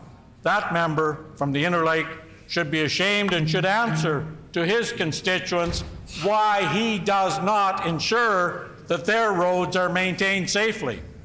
But he does not. Mr. Deputy Speaker, I had an issue brought to my attention from some of my far northern communities that depend on winter roads. Now, this year in particular, the winter roads were extremely late in opening. But the problem wasn't actually with the winter road. The problem was residents couldn't get to the winter road because the year-round road is not being properly looked after. In fact, at the time, it was underwater. So I contacted the minister's office, and a few days later, one of his assistants got a hold of the assistant to the manager of the northern region, and he told me that, yeah, we know about that, but it's going to require a lot of work because there's a creek there. And my question to him was, so, if it requires work, is there a plan to do the work? And the answer was, no. There is no plan to fix Highway, I think it was 393, 394. It's an extension from 391 that runs into Lynn Lake and actually carries on, goes to the Saskatchewan border, and off that road goes the winter road to Dooley, Brochet, and Lac Brochet. So while those communities depend heavily on the winter road to get supplies in, particularly to get diesel fuel in, because some of them are still running on diesel. They don't have hydropower yet. In fact, we saw Tuduli Lake that was short from last year because the winter road season again was extremely short. It's down to being open for a few weeks at best, generally less than a month now, which doesn't give them sufficient time to lay in the supply of diesel fuel that they need to keep the community going. They had Calm Air flying 45-gallon drums of diesel fuel in, trying to keep the lights on, trying to keep the essential services running. And we've asked the government in the past what their plan is for winter roads, and the answer is they don't have a plan. They have no plan to do anything, even though it is their responsibility to maintain those roads in an operable condition to allow those northern Manitobans to have access, but they don't. This government doesn't include that in their budget. They don't include repairs to any of these roads in the north in their budgets. But even if they did, like I said earlier, their budgets are works of fiction because department after department after department doesn't spend the money that's actually budgeted there. Let's talk about Northern Healthcare. Now, as we pointed out earlier in the week, the Minister of Health doesn't really know where the Northern Health region is and doesn't have an understanding of the needs of Northern people to access health care. Can you imagine, Mr. Deputy Speaker, a hospital anywhere else in this province that months and months and months, patients don't have access to hot water. Staff doesn't have access to hot water, and now we heard the minister, I believe it was yesterday, said, well, hopefully the plumbers will fix it in May. She doesn't know. She doesn't care, because it's just people in the north, so this government doesn't care about those people. Not one little bit, which is shameful. It is completely shameful that they continue to ignore the needs of northern Manitobans in their budget and in their day-to-day operations. We know that it's not just the Thompson Hospital that's in trouble. Leaf Rapids Health Center, they just shut it down for weeks because there's a shortage of nurses. But there were nurses scheduled to go there, but because this government is so short everywhere else, they took those agency nurses and moved them somewhere else because people at Leaf Rapids didn't matter. So we asked, well, okay, if the place has got to be shut down, can we get a second ambulance on standby because it's several hours over bad roads? So that ambulance would be gone about 8 hours if it takes a person from there to Thompson. And the answer we got was, well, no, we can't assign a second ambulance there because we don't have any. Because this government has starved every portion of this province for resources so bad that there are no ambulances. And we see that even in the city of Winnipeg now, Mr. Deputy Speaker, that how many hours was it? 28 hours that there was no ambulances available in the city. So we know that there's been starvation of resources, even though in budget after budget, this government talks about how much money. And we listen to minister after minister stand up and spew out these meaningless numbers when they have no intention of actually spending the budgeted amounts so that at the end of the day they can stand up and say, look at us, We balance the budget. Oh, you don't have health care? Well, that's too bad. We balance the budget. Oh, you don't have a safe road to drive on? Well, gee, that's too bad. We balance the budget. This government cares about money, but they do not care about people. So we know that going forward for the next year, they talk about the number, they talk about how much money they're going to spend. So we've focused a little bit on infrastructure and a little bit on education. Not education yet, we'll get there. A little bit on healthcare and about how they're underfunding all of those. We know that from things that we've heard that schools in the north are also starved for funding. Speaking with people in authority positions at the Flin Flon School Division, they were trying to decide how to rearrange their resources so that they wouldn't have to actually lay off teachers, but it meant changes in busing schedules and changes in start times and stop times that meant parents were left scrambling to try and find daycare for their kids. Speaking of which, the funding levels for particularly things like the Kitty Corner daycare in Flin Flon, the major child care resource that's attached to the Flin Flon School Divisions, had their funding frozen year after year after year. They've got announcements out now, Madam Speaker, asking for donations of food, donations of anything they can think of to try and get by to supply a service to Flin Flon parents, because this government won't properly fund them. So they can talk all they want about their big numbers, but the reality is, particularly for people in northern Manitoba, we know that cut.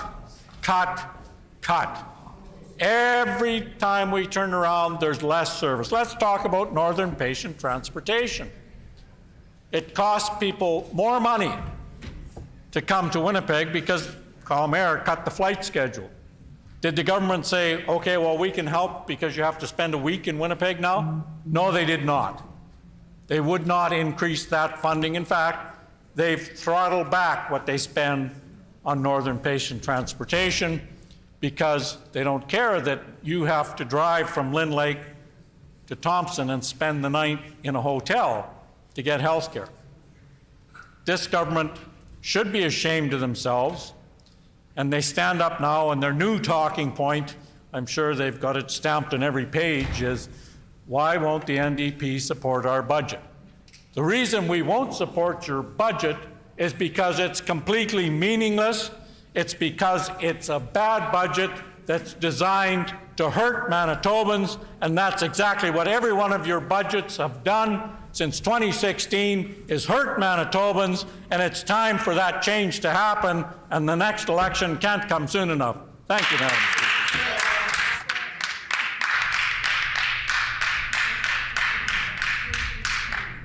The Honourable Minister of Economic Development, Investment and Trade.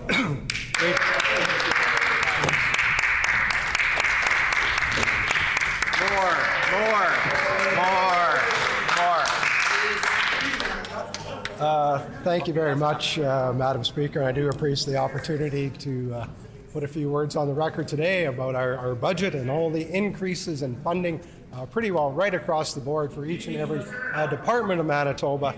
And I think Manitobans will be happy when they have the opportunity to read this particular budget.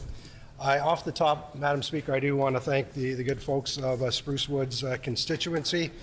Certainly, I just want to acknowledge the challenges that we've been through together over the last 2 years as we continue our fight against COVID and the pandemic here in Manitoba. It's certainly been a challenging time. I think Manitobans are looking forward to spring arriving, and with spring arriving, some optimism. and hopefully some optimism that COVID is slowly getting behind us. I will also say, if they have an opportunity to look at this budget, there is plenty of opportunity for optimism in this budget going forward. And I'm excited to support this particular budget. Madam Speaker, I would like to talk a little bit about the department and the new department of Economic Development, Investment, and Trade.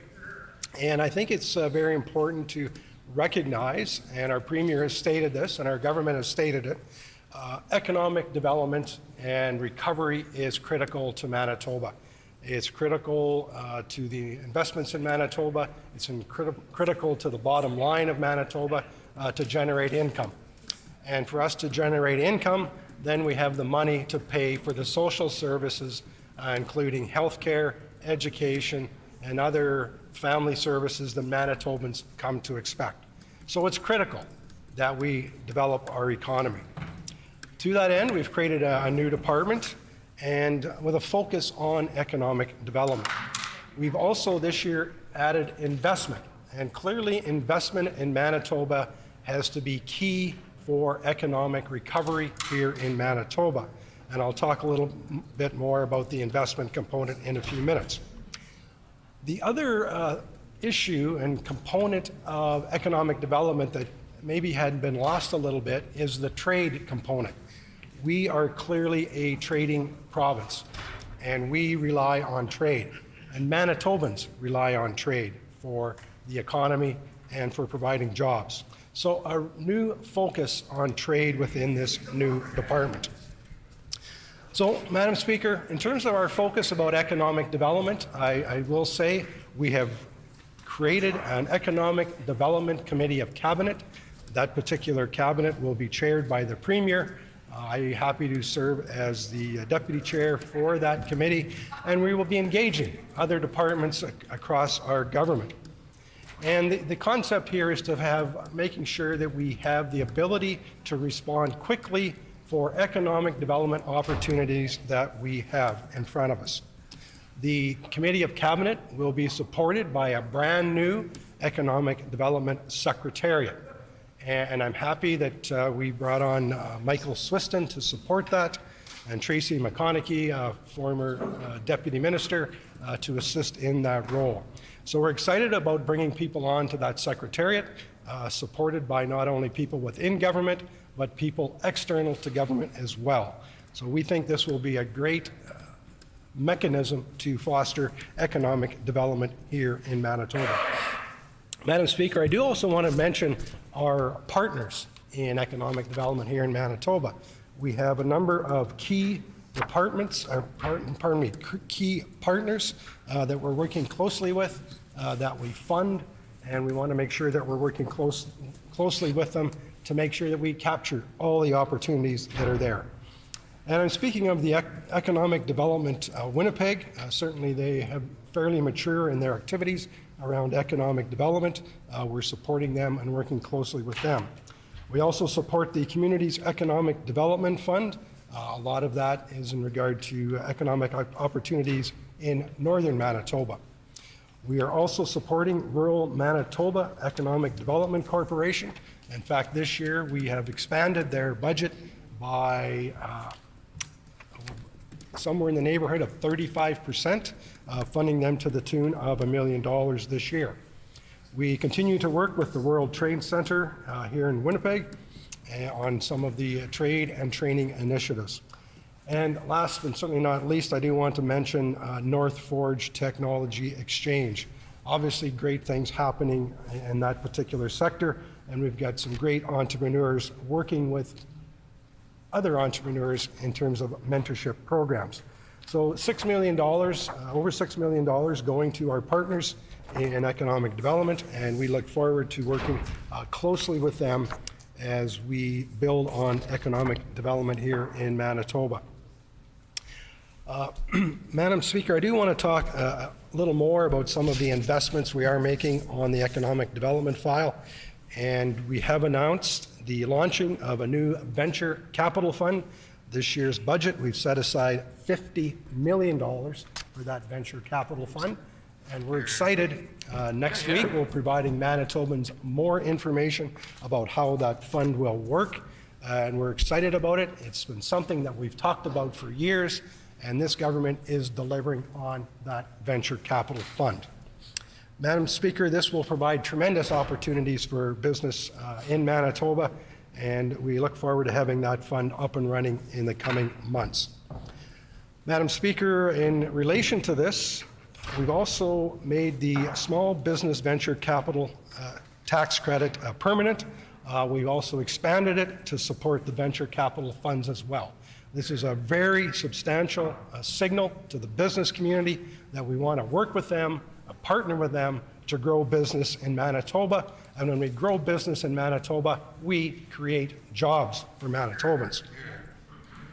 Madam Speaker, we know we can't do this alone. We're also looking to inject some money into our immigration program to attract newcomers to our province. We know business community is calling on that, and we're responding to that as well. We've had a real focus on the tax competitiveness here in Manitoba. We certainly made a lot of positive changes over the last few years. We recognize there's more work to do. We will be calling on the business community and others to provide us even more direction in terms of how we become even more competitive as a province. We reduced the payroll tax, and that has positive implications for close to 1,000 businesses, taking probably 200 businesses or close to that completely off the payroll tax roll. Madam Speaker, we also have signaled a lot of other investments in terms of our workforce development. We know this is key as we continue with economic growth. We recognize the challenges that business face in this regard, and it's certainly coming from all sectors of our economy. We have to be focused on making sure that our workers are skilled, they're trained for the jobs that are here today and the jobs that will be there tomorrow. Madam Speaker, to that end, we're investing in sector council development and workforce development to the tune of almost $30 million in this year's budget. We've also provided other training and financial assistance to the tune of $76 million, obviously critical for getting people trained in Manitoba. And just this past week, we announced the first intake for the $10 million for funds that will come to the Manitoba Job Grant to address workforce training needs. Again, critical infrastructure there to make sure Manitobans have every opportunity to work here in our great province. Madam Speaker, we also continue on our effort to reduce red tape in Manitoba. We think that's critical for the business community to be successful. And just reading that the Canadian Federation of Independent Business recognizes our great work in terms of reducing red tape here in Manitoba. And we are going to continue to focus on reducing red tape for small businesses. It's clearly critical for them to recover from COVID as we move forward. So we will continue to do that and working with the business community to make sure those issues are addressed.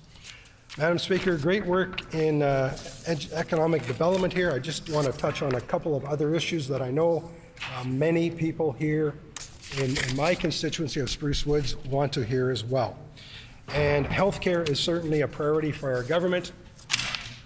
Additional investments in healthcare in Manitoba this year, $7.2 billion going into healthcare, record investments in healthcare, and we are going to continue to rebuild healthcare here in Manitoba. We recognize the pandemic has created backlogs when it comes to surgical and diagnostic wait times. That's why we've committed in this budget $110 million to that. And Madam Speaker, we've even committed over $600 million in this budget for contingencies. And hopefully we can find those services for Manitobans. Manitobans also want to hear about our infrastructure investments. Again, record investments in infrastructure, $2.4 billion. And importantly to certainly people in my region is the infrastructure investment in Manitoba highways. $1.5 billion over the next 3 years, a commitment of over $500 million in each of the next 3 years to address infrastructure. Manitoba, Madam Speaker, great investments in this particular budget for Manitobans. We certainly, on this side, are very supportive of this budget going forward. I certainly thank all the work the Minister of Finance, the previous Minister of Finance, put into this particular budget. And I was happy with a number of my colleagues and the Minister this morning to partake in a discussion at the Manitoba Chamber of Commerce. And it was certainly reassuring hearing their analysis of our budget as well. And it was very favorably received through the Manitoba Chamber of Commerce. And we will continue working with our partners at the chambers, whether it be the Winnipeg Chamber or Manitoba Chambers or other business organizations as well. And I certainly want to recognize the Business Council for their advice that they have provided our government on a number of areas, including in particular the venture capital initiative that we're undertaking. So, Madam Speaker, yes, we do have more work to do. We recognize that, but this budget, I think, is very balanced. It's very supportive of Manitobans and Manitoba families, and certainly when you look at the affordability component in there, we have taken great strides in the last 6 years, and there'll be more opportunities for making great strides in the years ahead. So with that, Madam Speaker, just a few words from my perspective on this budget. I thank you for the opportunity, and I certainly thank the Minister of Finance and his department for all the great work on this budget. Thank you.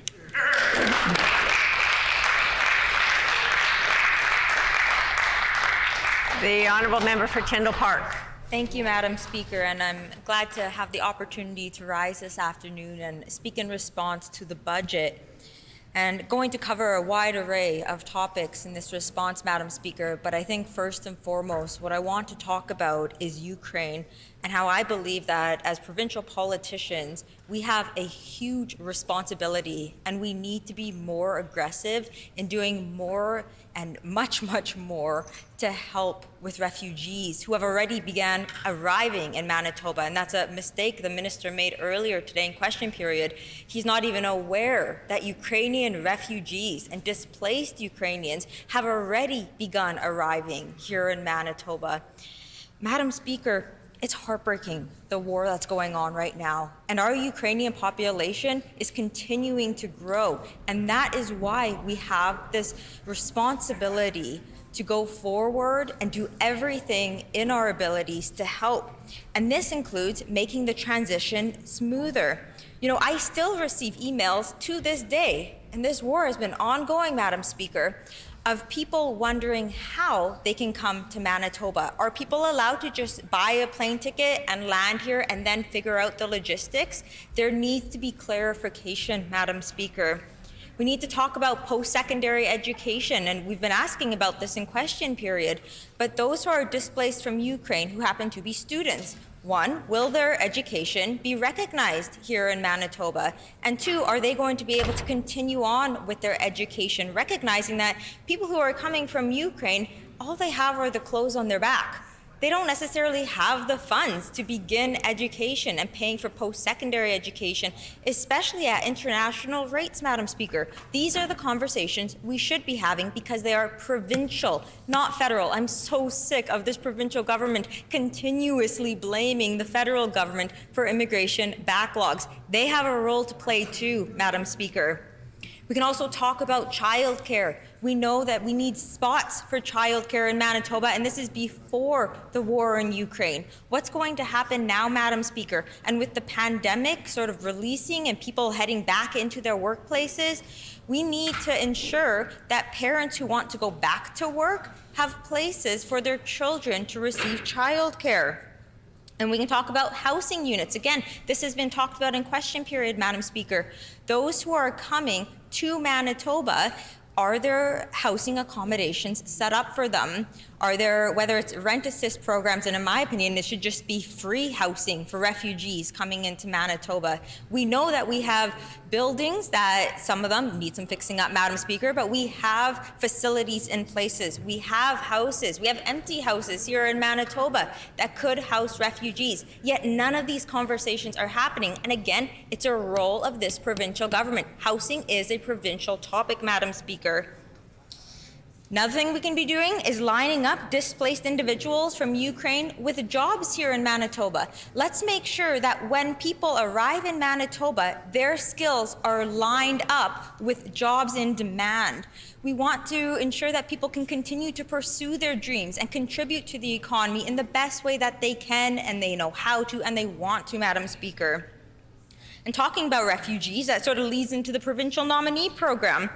And I always like to give a very small history of the Provincial Nominee Program. When it was first introduced, it was under the Filmon government, and it was actually a terrific program. I want to give credit to that. Provincial Nominee Program ran successfully for many years.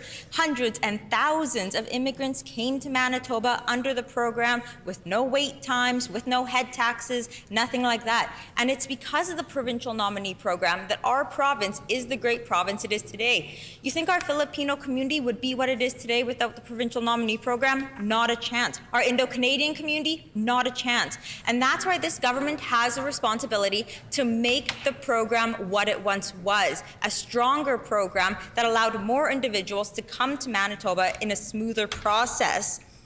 And I want to recognize, I don't want to give all the credit to the Conservatives when they first introduced it under the Filmon government, because then the NDP came into power, Madam Speaker, and frankly, they destroyed the program. Wait lists were up to 5-6 years. I remember when I first got elected in these chambers over 6 years ago, Madam Speaker, learning about how people have been waiting to hear back from Immigration Manitoba on whether or not their application would be received and accepted. Imagine being, for the sake of this argument, Madam Speaker, in the Philippines, applying to the program 5 years later saying, well, how should I plan my life accordingly? How do I plan to move ahead when their application is on hold over and over and over again? Madam Speaker, it was a mess. And so then this government gets elected, and we had some fun protests. I remember sleeping on the floor of the Manitoba Legislature. It was a wonderful experience, Madam Speaker. And those wait lists got cut down. And that's awesome. I want to give the government credit for specifically that, cutting down that wait list. But with that, they decided to bring in this $500 head tax. And it's not justifiable, Madam Speaker. They are ripping people off, quite frankly. It's not fair. We know that the program ran successfully in the past without the head tax. It's a cash grab. And I think that this government needs to revisit that and completely remove it. Madam Speaker, about a week and a half ago, almost 2 weeks ago now, MP Rechi Valdez, she's the first Filipina MP, Madam Speaker. She came down to Winnipeg, and she came and she sat with me at my weekly McDonald's, which was awesome. She got to meet some of my constituents in the heart of Tyndall Park. And then we went over to PCCM, the Filipino Community Center, where we had a big roundtable discussion with probably about 30 or 40 different people in the community. And we talked about immigration, including the Provincial Nominee Program. We talked about applying for jobs that are in demand and that are still relevant online. There's a big mishap happening where people in different countries will go online to apply for the Provincial Nominee Program and say, hey, look, this job is in demand. They will apply under that job only to find out when their application is finally being processed, that job is no longer in demand. This isn't lining up, Madam Speaker. There are many, many cracks in the system. I also want to talk about accreditation of education and jobs. Madam Speaker, a lot of people who are choosing to come to Manitoba, they have a great education, and they were working in their fields of passion and that they have gone to school for back in different countries. And allow me to share an example. A lot of the healthcare workers here in Manitoba, or people who are qualified to practice healthcare here in Manitoba, they started in a different country. They went to school for years and years. They practiced. Some people practiced for 20, 30 years. They had full-fledged careers, Madam Speaker. And then they come to Manitoba, and it's not recognized. So instead, some of them go back to school, and some of them decide to work at other places. And man, like, I just think about how badly we could have used, and we still need, these healthcare workers, especially through the pandemic. So education and job experience needs to be better recognized. Madam Speaker, we need to ensure that certificates are not being wasted. If specific files, for whatever reason, are not going through, we know Manitoba is given a certain amount of certificates every single year for provincial nominee programs, and I'm curious how many of those certificates end up being completely processed. And Manitoba has a role to play with international students, ensuring affordability and accommodations. We'll talk about this in a bit more detail shortly. So with all of these needs, why was immigration pathways decreased by over $500,000 from 7.576 to 7.060 million? And the Fair Registration Practices Office, it was reduced from 513 to 478, Madam Speaker. It doesn't make any sense with the high demand of immigration coming to Manitoba. Why are these programs being cut right now? I also want to use this opportunity to talk a little bit about infrastructure. And I mentioned the PCCM, so we'll start with that. They have a very small space for storage, Madam Speaker, and as a result, they're facing limitations in their abilities. So if this government were to invest in PCCM, their ability to host parties and cultural events would be enhanced. And most importantly, our Filipino community, which has now exceeded over 1 million people in Canada, Madam Speaker, would benefit from this. I've also talked a lot about the Kamagata Maru Park, Madam Speaker, and how when the area first began being developed in 2016, the initial development plan implied that the residents of Umber Trail would have a recreation area named Kamagata Maru. However, once residents began moving in, they were surprised to discover that there were no plans for the park. I strongly believe that the city has a big responsibility and role to play in this, Madam Speaker, but I'm hopeful, because of the significance of the Kamagata Maru, that this province will take some initiative and help contribute, whether that be through the Department of Sport, Culture and Heritage or through the Department of Infrastructure, to this park and to the community.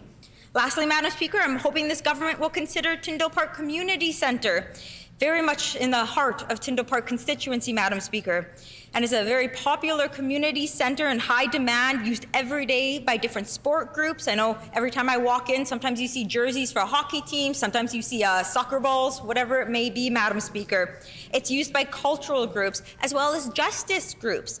Lately, when I go there, it's because I'm joining Bear Clan Northwest, a wonderful group. And the second one is, Madam Speaker, 204 Neighborhood Watch, who go around to different areas. But whenever they come to Tyndall, they allow for me to join in with them. But these groups, they patrol the area, and they pick up paraphernalia, and they help out children, they provide snacks to people, and more importantly, Madam Speaker, they really assist in the everyday activities. I've been with them where they are unshoveling fire hydrants in case there was a fire and we needed quick access to the fire hydrant. They also shovel people's driveways, especially for seniors who need to be able to get in and out of their homes. They've even cut grass in the summer, Madam Speaker. So these groups are much more than just patrol groups. They go out of their way to service the community. And one of the things that they do whenever I go walking with them is they educate me on the community needs. And one of these needs is reconciliation. I continue to learn how there needs to be a commitment to working in partnership with First Nations, and especially to sharing resource revenue, and this budget fails to address this. Madam Speaker, at 1:30 today, the Auditor General released the report, and because we were in question period until now, I didn't have the opportunity to read the whole report, but I did read the press release, Madam Speaker, and I'm tabling it now. And I'm just going to read a couple of lines from the press release from the Auditor General that came out again today, Madam Speaker. The title of the press release: "The Government of Manitoba has not fulfilled its commitments to reconciliation." The audit found the government has not developed a strategy for reconciliation, which is required under the Act. Without a strategy, efforts towards reconciliation are hampered, ultimately lacking focus and vision.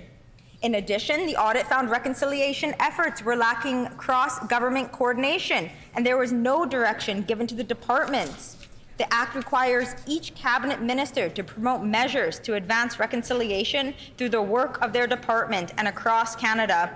of the 5 departments examined in the audit, only the Minister of Indigenous Reconciliation and Northern Relations had any significant mention of actions to advance reconciliation in their most recent mandate letter.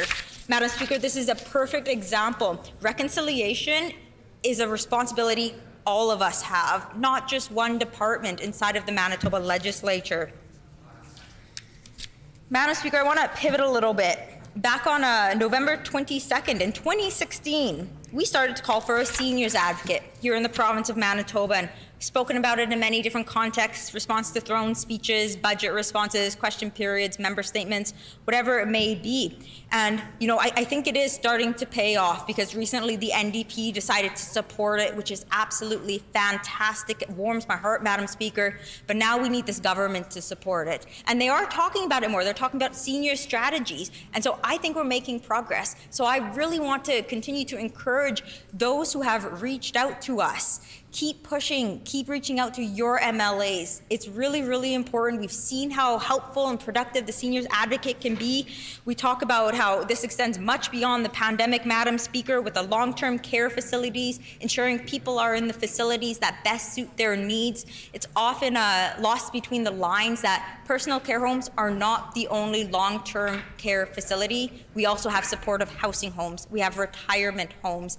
And these all need to be part of the conversation, Madam Speaker. I know home care has become an enormous issue. And in addition to home care, Madam Speaker, home repairs. Home repairs for seniors is actually something that I've been learning a lot about, specifically over this pandemic. I've learned about seniors who cannot leave or enter their homes because they need a ramp, and so they are feeling isolated, and senior isolation is up more than ever, Madam Speaker. I've learned about seniors who are having trouble having a shower during the day because they don't have a bar in their shower to hold onto. These little tiny home repairs, small investments, Madam Speaker, will enable seniors to remain into their homes ultimately 5-10 more years. But instead, this government won't help fund any of these small home repairs, which leaves many people here in Manitoba with their hands tied. And they are then forced to leave their homes and go into housing, whether it's units or long-term care facilities, that in the long run are much, much more expensive, Madam Speaker. So we do need to do something at a provincial level, because again, housing, provincial issue. Seniors, we have a department they like to brag about is just for seniors. So let's make it so seniors can remain in their homes, Madam Speaker. They deserve better. And our students here in Manitoba, they deserve better too. I want to thank everyone in the education, Madam Speaker, education system, Madam Speaker. It's not just teachers, but teachers are right up there, but it's everyone who works in our school, who works in the departments, for their incredible work and how adaptable they have been throughout the entire pandemic, Madam Speaker. We've heard about people and teachers having to pay for school supplies out of their own money, Madam Speaker, because this government isn't giving them enough resources. We've heard about the need for child nutrition meals and how evidently children do much, much better in school when their bellies are full, Madam Speaker. And we do have a responsibility to ensure that children in Manitoba are being well nourished. If we talk about high schools, we can talk about how students have had to sacrifice graduations through the pandemic. Some have had to postpone traveling, going to post-secondary, Madam Speaker. And what has this government done? Not a lot, Madam Speaker. If anything, they've deterred people from going to post-secondary. We can talk about when this government first came into power, they got rid of the tuition rebates. Madam Speaker, these tuition rebates were often a form of revenue for students when they graduate to put a down payment on their first house. And we know the housing market's only going up. These tuition rebates were often used to be able to pay for a vehicle once they graduate post-secondary school, Madam Speaker. These rebates were extremely important, and it's a form of incentive to encourage students to stay here in the province. And we got to talk about healthcare for international students. This government has decided to charge international students for healthcare as if international students aren't already paying enough for their school fees.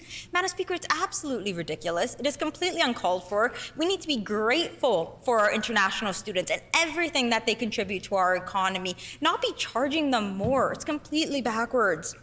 We can talk about faculty retention, and I'm not even going to waste my time on Bill 64, Madam Speaker, but I'm noticing my time, and I do want to share a couple of thoughts. I want to talk about MAPS.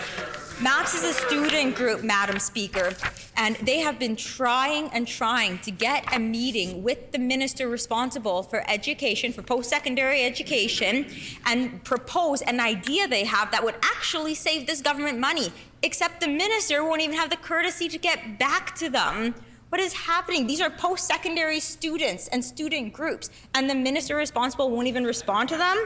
And I want to talk about the Canadian Federation of Students too. They were kind enough to actually provide me with some of their thoughts.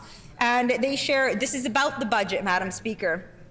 And they talk about how $15 million in government funds, while the Department of Advanced Education, Skills and Immigration receives a total budget of $1.6 billion. Why do students continue to see no return on investments? There's no plan for international student health care. See, they're passionate about it too, Madam Speaker.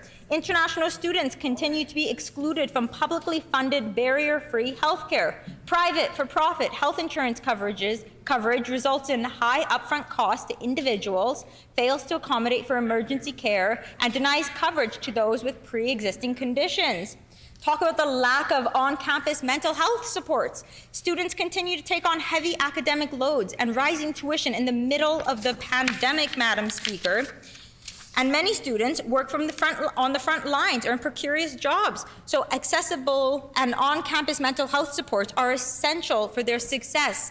Madam Speaker, I'm going to table some of these, I got to get a few more copies, and then I'm going to table some of these excellent points that CFS here has actually made, and it's just their responses to the budget. And I recognize I'm running out of time. I only have 42 seconds left, but I have so much more to say on childcare and climate change and mental health. Madam Speaker, we need much longer time to be able to respond to the budget, and overall, not impressed, and thank you for the opportunity.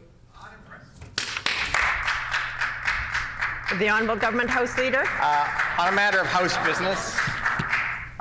business, during the Minister of Mental Health and Community Wellness member statement earlier today, the Minister meant to request that names be included in Hansard, but she neglected to do so in her statement. I'm seeking leave of the House to have the names from the Minister's statement included in the Hansard transcript from today's sitting immediately following the Minister's statement. Is there leave of the House to have the names from the Minister for Mental Health and Community Wellness's member statement included in the Hansard script from today's sitting? Agreed? The Honourable... Is this agreed? Agreed and so ordered.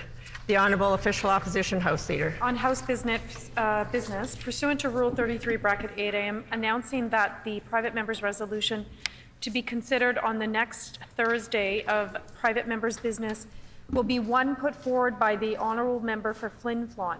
The title of the resolution is Calling on the Provincial Government to Resolve Issues Afflicting Northern Manitoba.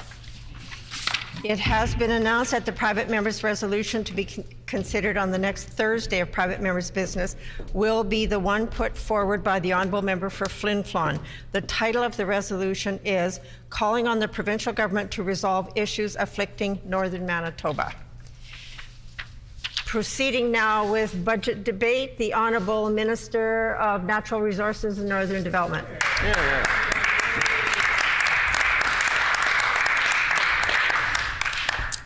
Well, thank you, Madam Speaker, and it's a pleasure to speak on this budget, our budget. In fact, I believe it's our seventh budget as a government that we've introduced.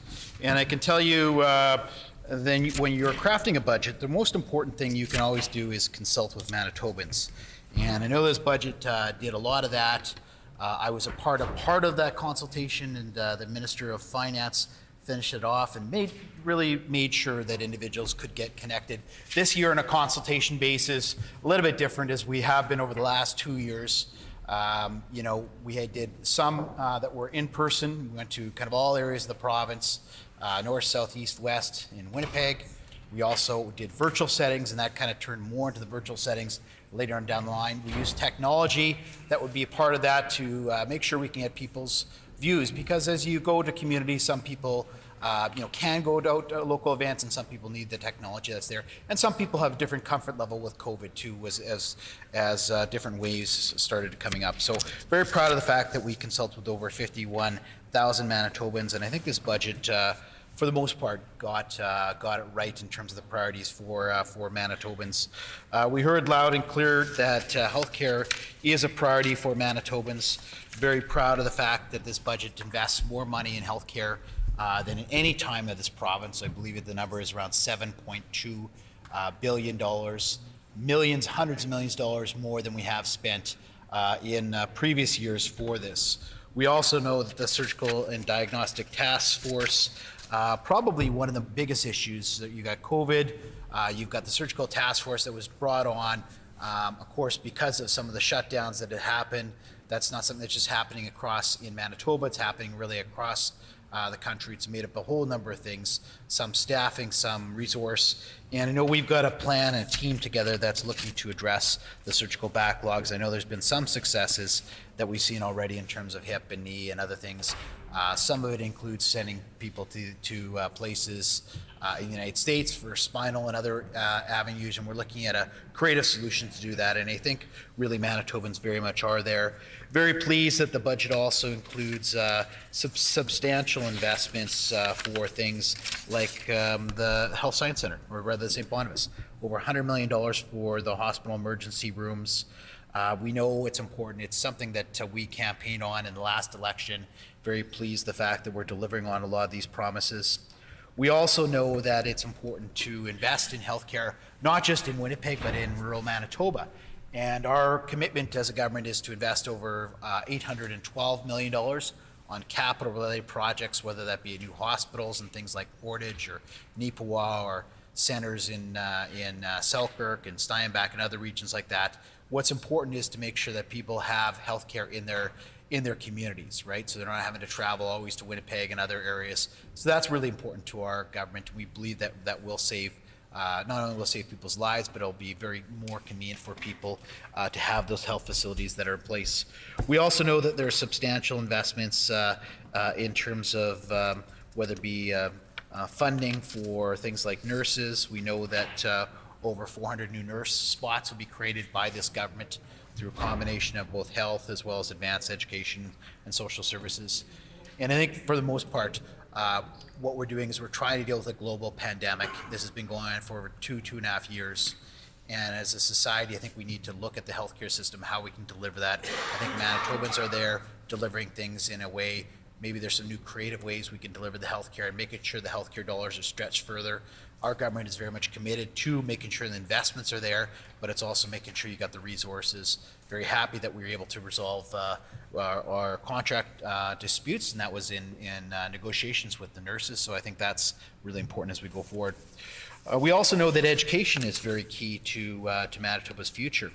And very pleased, number one, that we are listening to Manitobans. We know that potentially the previous bill that we had, Bill 64, we heard from Manitobans that we need to kind of go back to a certain extent to the drawing board and make sure we're focused in on something that's going to get better outcomes for children and better supports that are in place. And so I think the plan that the minister introduced seems like we've got some support from the local stakeholders, whether it be the MTS, which generally hasn't been supportive of this government, but gave very supportive comments of the reform package that we brought forward, as well as other superintendents that we've talked to. Brian O'Leary, very supportive of the plan, as I read in the paper, so we're happy to see there's a good combination of things.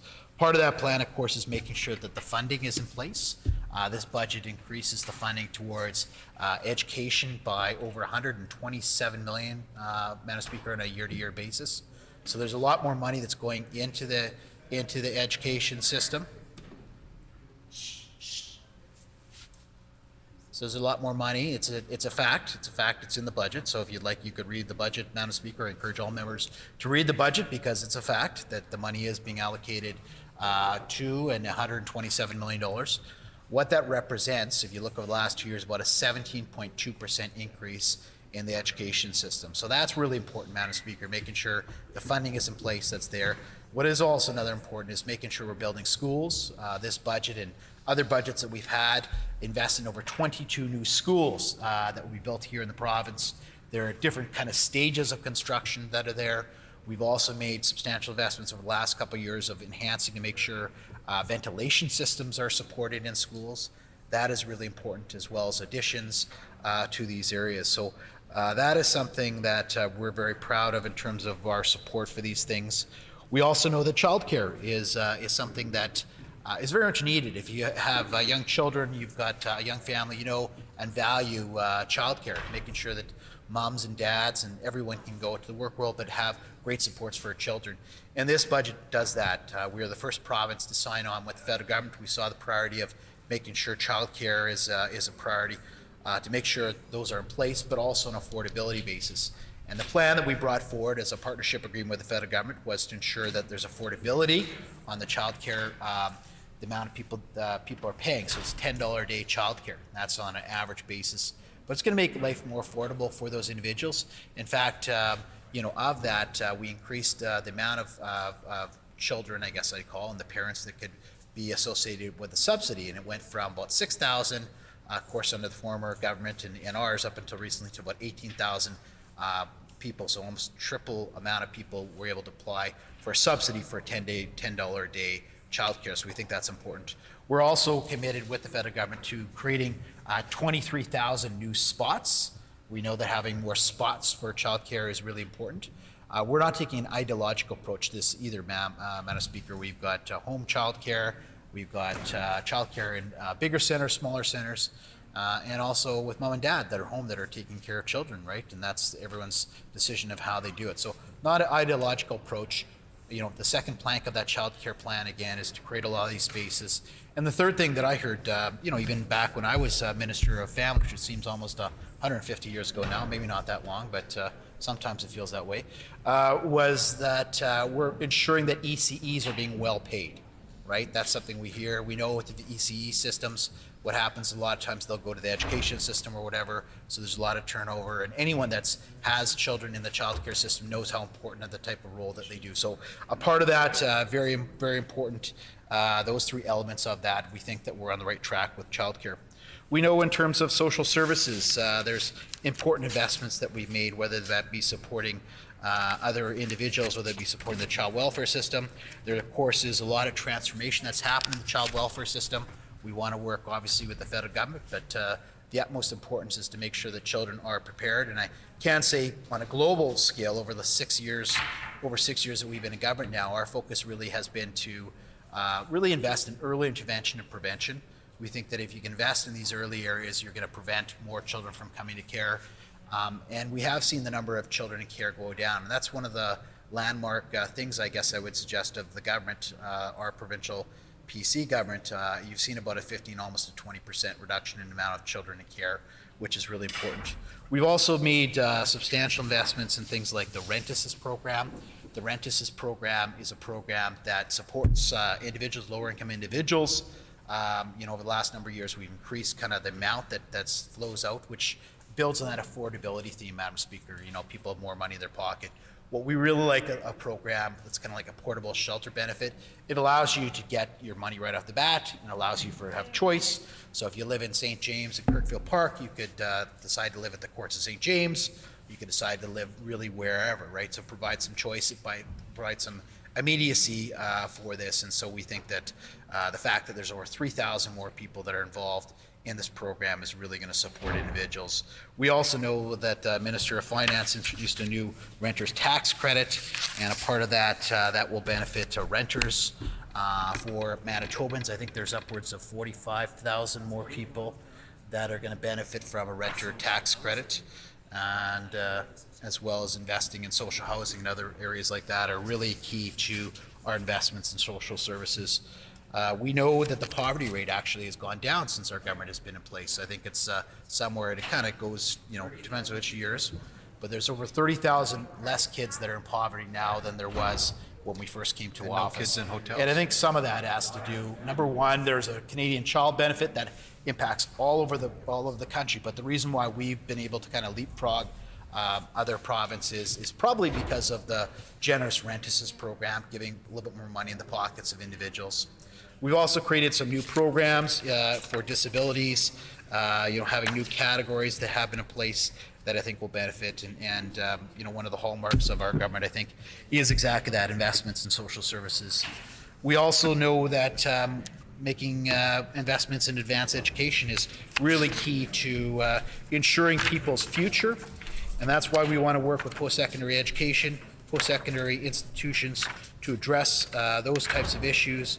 We know that the bursaries have gone up. I think it's upwards of $33 million, Madam Speaker, that goes to bursaries. That's there. It's something that's really important. And we also want to work with universities and post-secondary educations to evaluate what's in the labor market. So for instance, right now, Madam Speaker, we know that we need more nurses, to graduate more nurses. And so we've invested money to make sure those nursing seats are in place at a number of the post-secondary universities as well as colleges in the tune of 400 more spots. So we think that's a really important hallmark of advanced education. So again, aligning more with post-secondary education on this. We also know that mental health and addictions is something that we're all experiencing, probably because of the pandemic, because of some of the measures that all governments have had to take in terms of addressing the pandemic. We know that child suicide as well as suicide rates have gone up. We know that mental health and addictions, especially addictions, have gone up. This budget invests more than $17 million in a whole bunch of different measures to address things like addictions. We've got you know, there was a consultation led by the Minister of Health in terms of that addictions process that provides a 5-year roadmap of where we go with it. So very proud we're making these investments in these particular areas that will really help Manitobans in so many different areas. We know, of course, initially started out with kind of a landmark document that put us, and I think the former Minister of Health, who's now the Minister of Justice, kind of started that process out and made sure that we had a mental health and addiction strategy that was in place. And that's been really the start of the process that's in place, and it's been working very well. Things like the RAM clinics have helped out. We also know that seniors, and this is something that touches the heart of both myself and the member from Assiniboia, the Minister for Seniors and Long-Term Care, you know, making sure that we have an important senior strategy. And we put some money where our mouth is. We know some of the tragedies that have happened, not just here in Manitoba with the long-term care with the pandemics, but we know that there's important investments that need to be had, and so there's been some important studies. The Stevenson report, I think, is one in particular that identified where we need to invest in these areas, and so our government is very proud that we were able to invest well close to over $15 million, $32 million in and itself in senior strategies that will help build and provide supports for individual seniors in their work going forward. We know that infrastructure is something that is extremely important, and it's not only is it something that will help build the road systems that were ignored for far too long, but it's also something that will help us as we're pulling out of, I guess, the downturn, you know, with the economy that came with the pandemic. You had, of course, the, you know, probably historical pandemic as well as a downturn in the economy, but some of these jobs or infrastructure just so much needed. Very proud of the fact that we've got a 3-year plan, so people will see on the outset of how much we're spending in that. We've also committed with our infrastructure plan 3 years of over $500 million in investments. That's something that the heavy construction and others have talked about. And people will see an eye set in terms of where we're going and when the projects can be funded. So that's really important for Manitobans. We also know that investing in Lake St. Martin in Manitoba is really important. So we've invested over $100 million in this process in and itself. All total, I think it's over $1.5 billion in infrastructure. We also know that taxation and affordability is something that we're hearing mainly from citizens. A report that came out just recently talked about over a 6.7% increase in inflation that's happening, probably driven from a number of different things. A lot of the monies that people have governments have borrowed are driving things. There's obviously supply chain issues that have happened. There's things like you know, the war in Ukraine and other things that have on the international basis that have driven up the costs for inflation. So our government is very focused in on making life more affordable for individuals, and I'll highlight a few things. Number one, the education property tax. Of course, we were able to reduce it by upwards of 25% last year. This year, we're offering another kind of 12 or 13% a part of that, so people will have money in their pockets. And that's just not notional money that comes out. You're going to get a check from the government later on this year that will help address inflationary types of issues. We also have done things like investments and dollars we're putting in terms of indexing, the tax brackets and the basic personal exemption. So that's a tax break for all Manitobans, which we think important. A lot of other different tax measures that we're trying to make life more affordable for individuals, and the two which some of I've already mentioned is in childcare, life more affordable, as well as other measures like that. We know that the tax, and we're hoping that the opposition will support our tax measures to make life more affordable. In terms of the economy, Madam Speaker, this is probably one of the most important things. It's making sure that we have the foundations in place for a strong, growing economy, and that's what's going to grow and make sure that we have important jobs. We've got a very low unemployment rate and have over the last 2-3 years. One of the factors I think we should be proud of coming out of the pandemic and during the pandemic, we were one of the ones that rebounded the quickest, a part of that coming out of that pandemic, and also maintained resiliency, I guess, in terms of the money and how we spent it during the pandemic. We also included things like a new a venture capital plan. Manitoba has been kind of like a desert, I guess, if you will, for venture capital. So increasing it by over having $50 million for a venture capital fund. We're going to make sure that people are invested in Manitoba. Manufacturing is growing exponentially here, whether it be food processing and that sorts. We've got to take advantages of the things that we have here in Manitoba. We also know that other factors, ensuring that we have a viable plan in terms of debt reduction, and that's been my one criticism of the federal government throughout the course of this pandemic.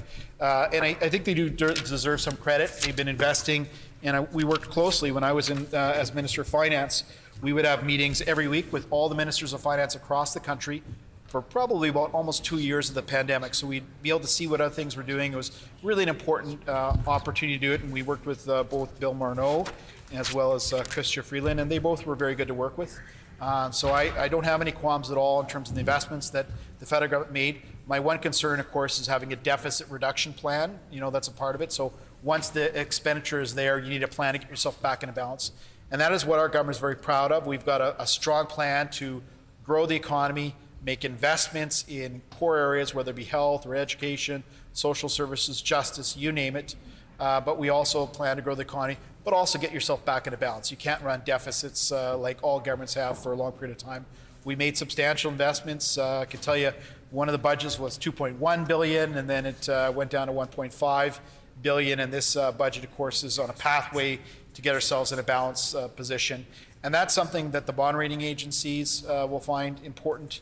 Whether all members of the chamber, care what the bond rating agencies say or not, I can say our side of the government, our side of this aisle, very much cares. And I think that you need to live within your means. You need to provide some affordability measures, which I think we've done in here, and make priorities investments for Manitoba. So I want to really recognize the Minister of Finance. I think he did a wonderful job putting the budget together. I want to thank all the ministers, our administrative staff. I want to thank the budget team. I was involved in the budget team for over 4 years, and the individuals that run Treasury Board and put it together just work tirelessly. And that process really starts really from May or June onward, where the interim, estimate process come forward, and then we have all the ministers and all the members of Treasury Board that make those decisions. They work tirelessly to get this done, and I think the document that before us is something that we're hearing from many Manitobans is a step in the right direction with it. So I want to recognize all those people, and I want to recognize Premier Stephenson for the work and the leadership that she provided to put it together. So thank you, Madam Speaker, and I encourage all members of the chamber to support the budget.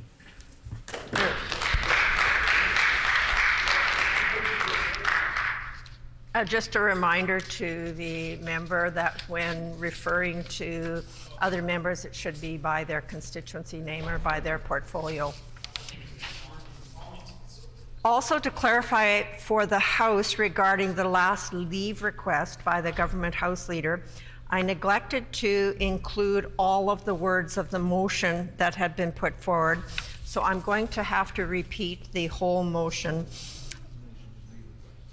I'm going to have to repeat the leave request from the Honourable Government House Leader.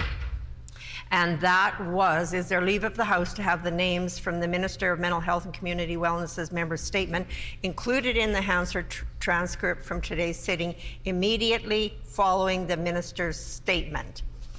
Is there leave? Leave has been agreed to. Moving on then to the next speaker in debate for the budget motion is the Honourable Member for Notre Dame. Right. The Honourable Member for Notre Dame. Thank you, Madam Speaker. You know, as a representative for the constituency of Notre Dame, I was very, very disappointed with the reading of the budget last week.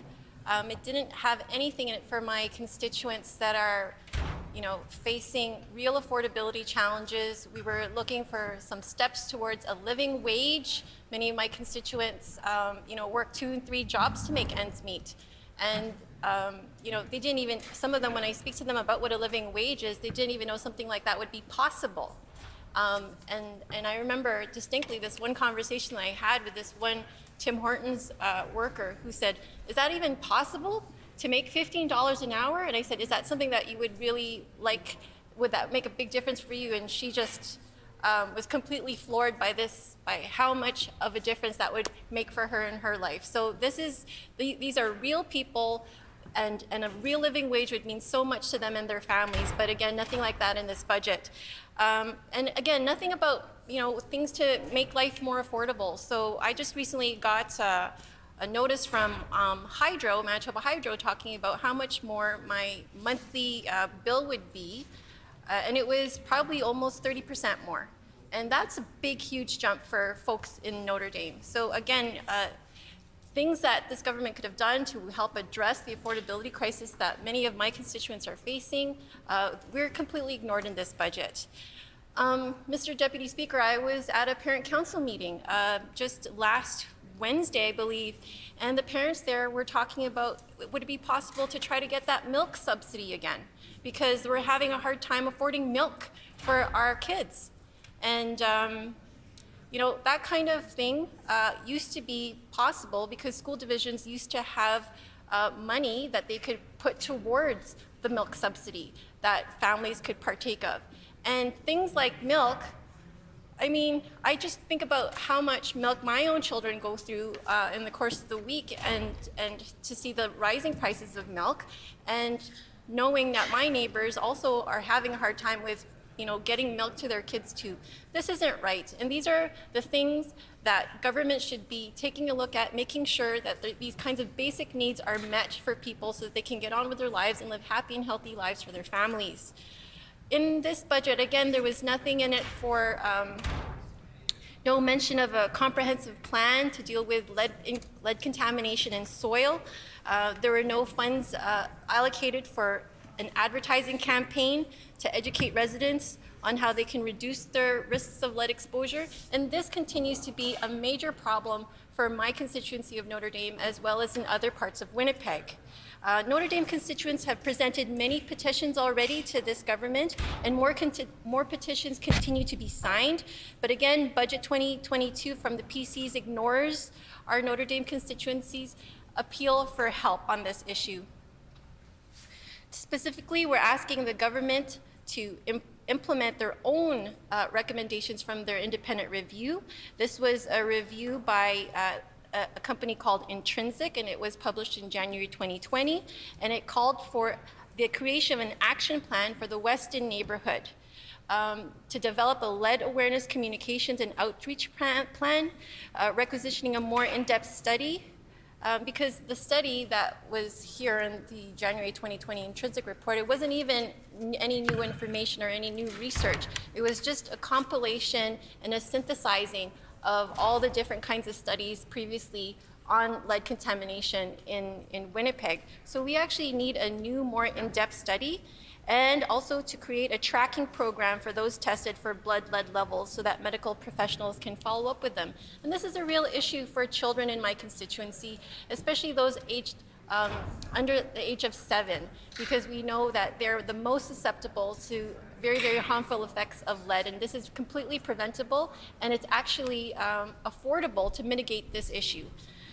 As the representative here, I also know that my constituents are looking for a better, more comprehensive plan to deal with the mental health, housing, and addictions crisis and the resulting violence that is happening because these issues are allowed to continue to fester. And this was entirely missing in this PC 2022 budget. We feel that this government is ignoring us. This government is ignoring that there is a mental health, housing addictions crisis. There is a lack of commitment and resources to addressing homelessness. And last week I spoke about how directly homelessness and addictions and violence is directly impacting my low-income seniors at the Manitoba housing complex on Elgin. These seniors are no longer feel safe in their own apartment, in their own buildings because they're afraid. And then just this past weekend, there were 2 more murders in Notre Dame, one on Elgin Avenue and one on Sargent Avenue. And another way to viscerally illustrate, how bad this mental health and housing addictions crisis is translating in my community is by just taking a look at the garbage on the streets and in vacant lots in my community. So normally around May, we have a series of spring cleanups. There's going to be one by the West Alexander Residents Association, another one by the Spence Neighborhood Association, another one by Central Neighborhoods on the weekend of May 14th and 15th. And normally, I try to help out by getting a bunch of volunteers from the different churches and different organizations that we know. We put on our little shirts, we get things from the dollar store, those garbage picker-upper things and garbage bags, and away we go, right? But this year, we're not going to be able to even begin to deal with the kind of garbage, doing this kind of regular spring cleanup. This is not an ordinary spring cleanup that we're dealing with because we're actually dealing with the neglect of mental health, housing, and addictions and homelessness that's been festering in our communities. So when we take a look at the garbage, so on Fridays when we're not in here, I'm in the constituency, and I respond to calls and I go and visit people's homes, and just the amount of garbage on vacant lots, in the green spaces, in the back lanes, the type of garbage. We're talking about, piles and piles of furniture. We're talking about, feces. There are rats in here. How is this going to be just like a regular community cleanup that's going to be able to deal with this? What we're right now trying to look at is I had to actually make appointments to try to see our ministers so that we can try to get more resources to deal with this garbage. I've had to contact the city councilors to see, what is it that you can do here, because we know that phoning 311 is not enough. Again, in this budget, there were there's been funding freezes for operations for the municipalities for these last 6 to 7 years. So they're at the end of the line in terms of the downloading of these services, and they're trying to deal with very, very serious issues that are actually provincial responsibilities. So that's part of the reason why we're seeing all this garbage. For these spring cleanups, I'm going to have to try to rent skid steers like the Bobcat ones so that we can try to deal with this garbage. This isn't a regular community cleanup, and it's just an example of how bad that our mental health, housing, and addictions crises are affecting our community, and that this government is not taking that seriously. There's no focus on this, there's no strategy for this, and really so much more needs to be done. It's not just the budget, it's also the track record, where this government has failed to address this addiction crisis. 3 years ago, the police chief, Danny Smythe, said, "We are a city in crisis. If you look around, you see evidence of drug use all around us and in all corners of the city." And those words still hold true today. 407 people died of drug overdose in 2021, and that's double what it has been in previous years.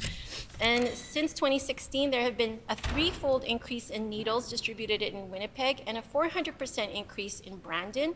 The WRHA distributed 2.7 million needles in 2021 and over 400,000 in Brandon. Since the pandemic, opioid overdoses have doubled and reached a record high, and the Winnipeg Fire and Paramedic Services report having to administer more than 550 naloxone doses in just 6 months. We have seen huge spikes in blood-borne illnesses and in other types of diseases. Hepatitis B is 10 times higher than 10 years ago, and syphilis has increased nearly 4 times in just a few years. This is directly impacting the residents of the constituency of Notre Dame. And this PC cabinet has continued to fail to act, and they continue to deny the facts that have been placed in front of them by experts and their own government departments. Even the WRHA revealed that, quote, there is a lack of provincial leadership in dealing with the drug and meth crisis here. And years after receiving the Virgo report, the province hired yet another consultant to do another review instead of action. So right now, we're now entering another consulting phase for another 5-year mental health action plan. Meanwhile, Manitobans deserve help right now, not 5 years after lengthy reviews and cost-cutting plans. Nancy Heinrichs, who's the executive director of Norwest Co-op Community Health, has said that they have seen a 500% increase in referrals for counseling. All these needs are a cry for help for a real mental health strategy, a fully funded mental health strategy that's going to deal with addictions and and especially one that targets the needs of our youth, because we know that a lot of mental health issues start when folks are very young. So this is the time that we really need to deal with this. All these facts are laid bare. Just come for a walk with me when you, if you have some time, and we'll go rifle through garbage together.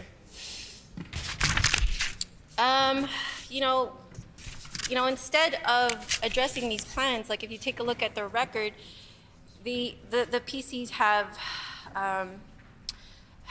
under their watch, the wait for addictions treatment has increased, and 4 staff positions at the Compass Residential Youth Program were cut in Portage la Prairie.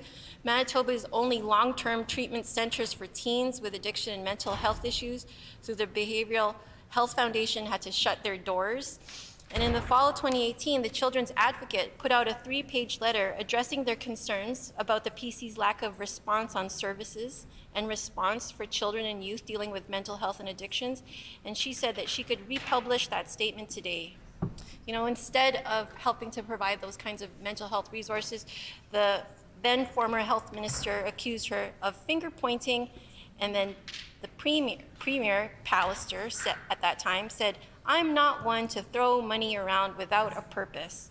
Well, what other purpose would we be serving as government officials other than to serve the public and to help those, especially our most vulnerable, which I would say would be, you could argue youth with mental health challenges. That's not throwing away money. That you would be serving a purpose by helping those folks, have the resources to be able to help them function properly in their lives. So these barriers to supports and services have increased during the pandemic, especially for those who need help with substance abuse and mental health concerns.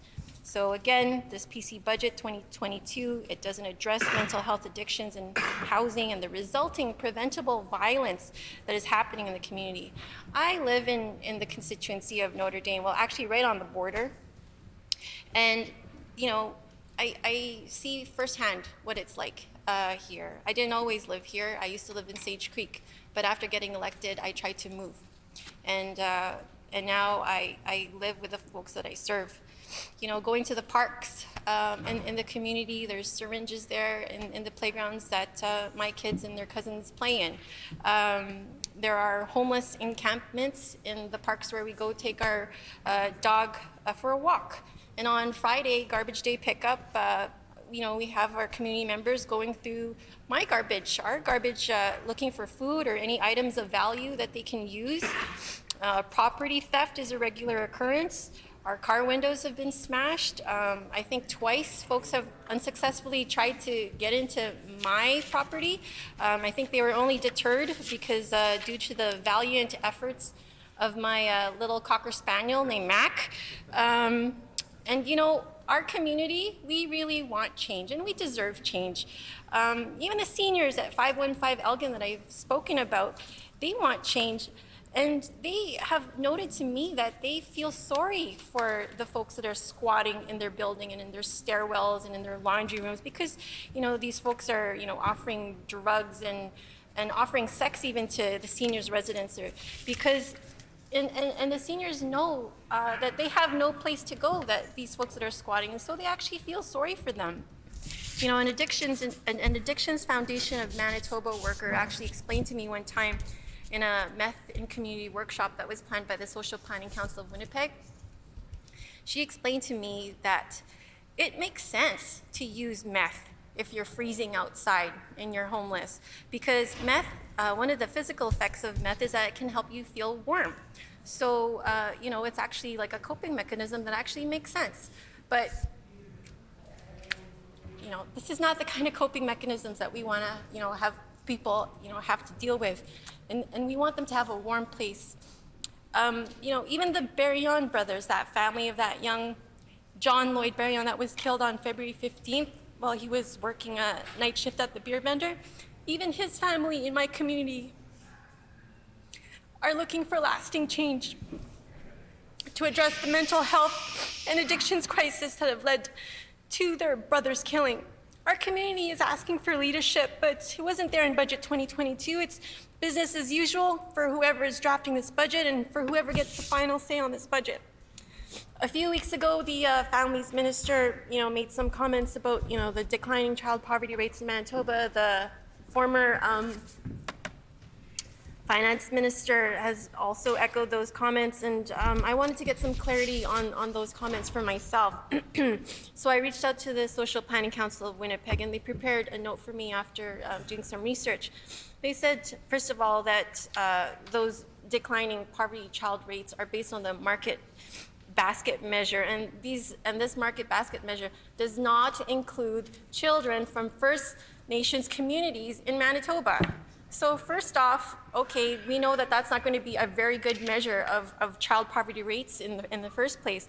And they told me that very little of, you know, this market basket measure of poverty rates, whatever has been declining, very little of this success can be attributed to provincial programs or policies. And that in its annual review of social assistance programs across Canada, the Maytree Foundation found that Manitoba was among the jurisdictions that offered only limited COVID-related benefits for EIA recipients. Manitoba provided a one-time $200 payment to individuals on EIA disability, but otherwise no provincial COVID-related benefits were directed to low-income people. The bulk of COVID-related improvements to EIA incomes came from federal programs in 2020. And then, as documented by the Canadian Centre for Policy Alternatives, the Manitoba government received an extra $275 million from the federal government last year, but this money instead of going towards poverty alleviation and program improvements, it instead went to tax cuts that disproportionately benefit the wealthy. I don't know. While significant progress was made towards reducing poverty in 2020, almost entirely all of this was due to federal income support policies, with very little being attributable to the provincial government. So, you know, it's not really something to really pat yourself on the back for and keep bringing up over and over at different talking points. Like, our critic of finance has already memorized the then finance minister's speech because he said he always brings that up. It's not even true in the first place. So why do you keep bringing it up? So in contrast to this provincial government inaction, the Anti-Poverty Coalition, Make Poverty History Manitoba, is calling on this province to increase support for people on EIA to at least 75% of the market basket measure, and to build at least 300 units of social housing per year. So let's just put that on the record, okay? Let's have that as, you know, something that we're trying to shoot for, because this is exactly what folks, especially in my constituency, really, really need. So instead of doing that, the PC government, Pallister-Stephenson governments, have instead sold off social and affordable units. They've cut maintenance budgets and they've raised rents. They've not built a single unit of affordable housing during their time in government. Like I don't understand that. Not even one.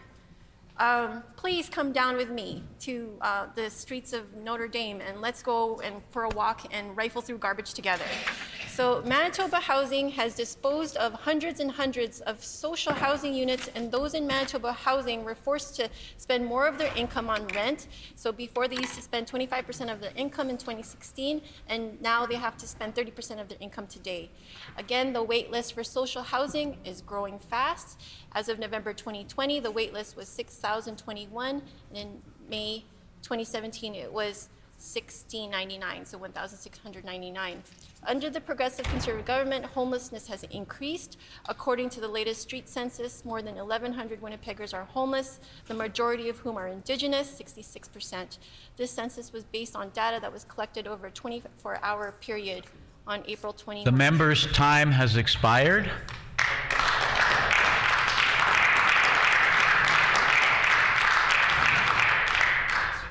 The Honourable Minister of Justice. Thank you very much,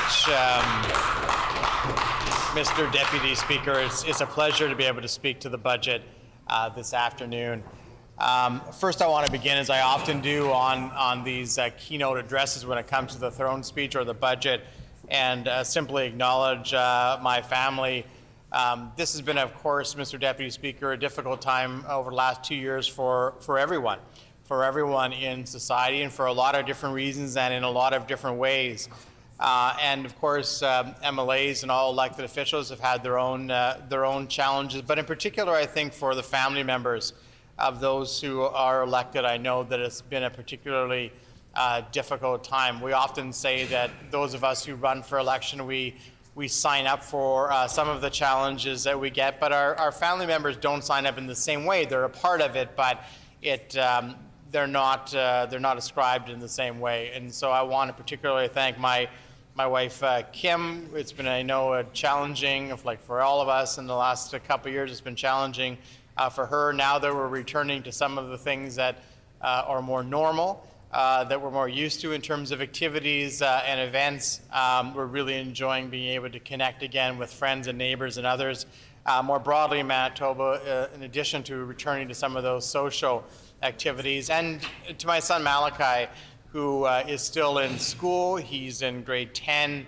And so this has been, like a lot of school-age students, it's been a real challenge over the last couple of years. School has been interrupted when it has been going on. It hasn't been the same for students.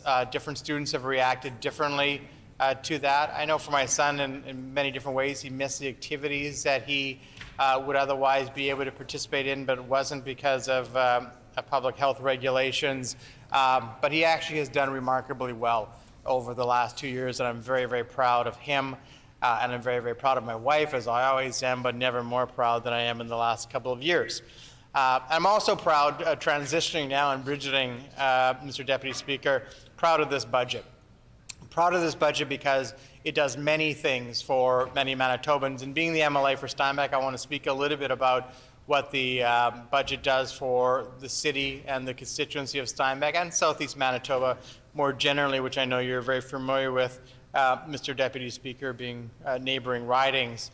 So the budget funds personal care homes, and in particular, Rest Haven Personal Care Home, which has been undergoing a major expansion over the last 2 years. More than 100 new personal care home beds are set to open at Rest Haven Personal Care Home in Steinbach, probably just in a few weeks. It's built on the small home model of personal care homes, and so each of the units are sort of cloistered together in units of I think 5 to 8, and in little communities. And so residents, of course, both get to know each other, but they're there together in a community setting in a much larger building. And that has lots of advantages from a staffing perspective.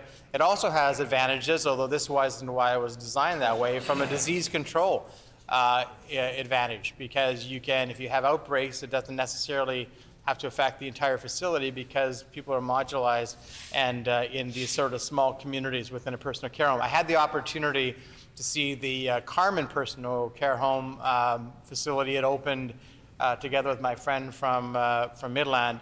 It opened last fall. Very similar kind of model in terms of those small units.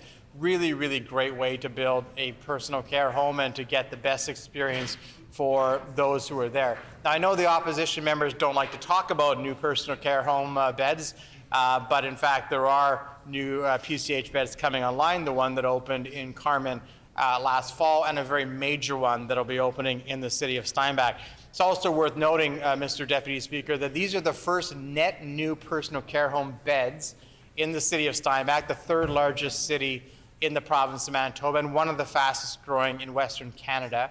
The first net new PCH bed since the 1970s, Mr. Deputy Speaker, and that speaks to how badly needed these beds were. If you think about the size of the city of Steinbach in 1970 compared to now, it is more than doubled in size, and yet there hadn't been net new PCH beds added, and that is happening now in just a few weeks. And it's a credit to this government, and it's a credit to the operational funding that's happening in this budget, which I expect that the opposition will vote against. So on the one hand, they talk about the need for new personal care home beds. On the other hand, they vote against the money that actually supports it. I also know that within this budget, there's significant funding for capital improvements to hospitals around Manitoba, and included in that is the Bethesda Regional Healthcare Center, which will be getting an expansion of new medical beds. You will know, Mr. Deputy Speaker, that the growth of the Southeast requires there to be a new investment. The Bethesda Hospital is the regional center for the Southeast, and there is a need for new medical beds, so I'm proud to say that that will happen. Members opposite, I know the member for Concordia will remember because he was here at the time. They will remember the Bethesda Regional Hospital because the NDP, that's the hospital that the NDP built an entrance to, a new entrance that had a series of stairs, dozens of stairs to get into the hospital, and then it had a wheelchair ramp that was so narrow and so steep that it couldn't be traversed by more than one person in a wheelchair at a time if they could get up the ramp. It was so bad at one point, Mr. Deputy Speaker, that the NDP had to hire navigators to be outside the hospital to help people get into the hospital, because if there was more than one wheelchair going up the ramp, then somebody else had to turn around, and so they had to have navigators to coordinate how people could get into the hospital. This is the third largest city in Manitoba, and that's how badly bungled, or maybe how little they cared about rural health care, Mr. Deputy Speaker. That was fixed under our government, and now there's an expansion happening to Bethesda, and I expect that the members opposite will vote against that. They didn't support, and I hear it there. They've indicated they're going to vote against it. They didn't care about rural health care when they're in government, and they don't care about it now, Mr. Deputy Speaker. Added to that, of course, is that there are new dialysis units coming to Bethesda Regional Healthcare Center too. Under the NDP, they would put people on the highways who needed dialysis service. They would just let them drive into Winnipeg to get that. If they had to go daily or weekly, of course, it didn't matter to them if they had to drive. Our government is funding this new dialysis service, not just in Steinbach, but other facilities. And of course, members opposite, who on the one hand claim to be supportive of healthcare funding, will no doubt vote against that dialysis service. I want to talk about new schools. Government announced that 20 new schools would be built over a decade. We've accelerated that. We've added to that number of 20. I think it's 22 now. There's a new elementary school that's going to be built in Steinbach. It's also worth noting that that's the first elementary school to be built in decades as well in the city of Steinbach, even though it has grown at such an exponential rate. So residents, of course, are very much looking forward to the new elementary school. I know that the members opposite will vote against that investment as well, because they talk about supporting education, but they don't want to support the dollars when it comes to actually supporting new schools in the province of Manitoba. So those are really, really important investments that will benefit for sure the city of Steinbach and the constituency, but really the Southeast. But because when we're talking about the Rest Haven Personal Care Home new beds, when we're talking about the expansion of the Bethesda Regional Healthcare Center, when we're talking about those dialysis units, you know, Mr. Deputy Speaker, all of those will support your constituents as well, along with all those who are in the southeast part of Manitoba. And so while it may not be important to members opposite, those investment dollars, and they'll demonstrate that by voting against the budget, it is very important to the residents of southeast Manitoba. Also important, of course, is the issue of affordability. And I want to speak a little bit about affordability. So I know the finance critic for the NDP and others in the NDP have spoken in negative terms about providing tax relief to Manitobans. And there's significant historic tax relief coming for those who are homeowners, but also for those who are renters.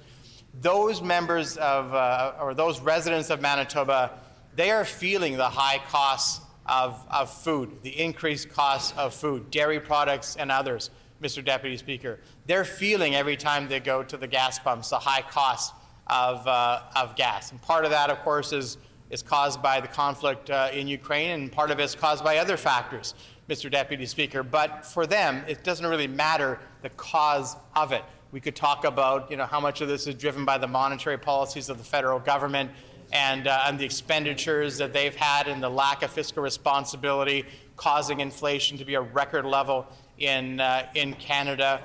We could talk about all of those things, but for those who are going to the gas pump or those who are going to the grocery store and they're seeing their food bill go up by 10, 20, 30%, when they're going to the gas pump and they're seeing that the cost of gas is going up, it's doubling over the last few months, Mr. Deputy Speaker. They're not as concerned about the cause. They're concerned about how they're going to actually pay for those bills. So a budget that provides historic tax relief, Mr. Deputy Speaker, will be voted against by the NDP. They will vote against that tax relief. On the one hand, they come into this House and they say they are concerned about the economic well-being of those who are paying more for food and paying more for gasoline. On the other hand, they do the exact opposite of showing that caring by voting against tax relief. And why is that? For those of us who've been in this assembly for a long time, my friends opposite might say too long, and I actually just heard at the same time a member saying too long, I can give them some historical knowledge. This is some advantage of being here for a long time. And when I sat on the other side for many years, longer than a person should sit in opposition, but hopefully not as long, hopefully they'll sit longer in opposition, Mr. Deputy Speaker. But when I sat there in opposition, the budget would come around every spring, and it became an annual thing with the NDP budgets. And it would be put into the paper, a few days before the budget came out, what taxes are going to be increased. It wasn't a question of if taxes were going to be increased. It wasn't a question of is this going to be the year that the NDP increased taxes? It was simply a discussion of which taxes are they going to increase. As the deficit was going up, they were increasing taxes, Mr. Deputy Speaker. And so year after year, we'd see that. And it started off with fees, and you'd see additional fees that would be added on, and then it kind of grew to the expansion of the PST, and they started to add it onto products that the PST didn't apply to before. And then, of course, there was the time in 2011 or 2012 where they then actually increased the PST. And I remember sitting on the other side. Actually, I think I might have been sitting close to where the current opposition finance critic is sitting, and heard them as they announced that they were going to be increasing the PST. And I could almost hear the gasp around Manitoba, because this wasn't as though there hadn't been any tax increases for a number of years, and all of a sudden the government was increasing the PST, which would have been bad enough. This was after years of increases on fees, on various taxes, and spreading the PST to a number of different products. And Manitobans had just had enough. But what is clear, Mr. Deputy Speaker, is that the NDP have not had enough. They want to continue to increase taxes. They will vote against the provisions in this budget, partly because they know it provides tax relief to Manitobans. And the critic for the opposition, the finance critic, he has said he doesn't believe Manitobans deserve a tax break. He's willing to take even more, even as the cost of living increases on every Manitoban for common items. He's willing to take more from them. And we talk a lot about the fact that the NDP doesn't have a plan, and they don't have a plan.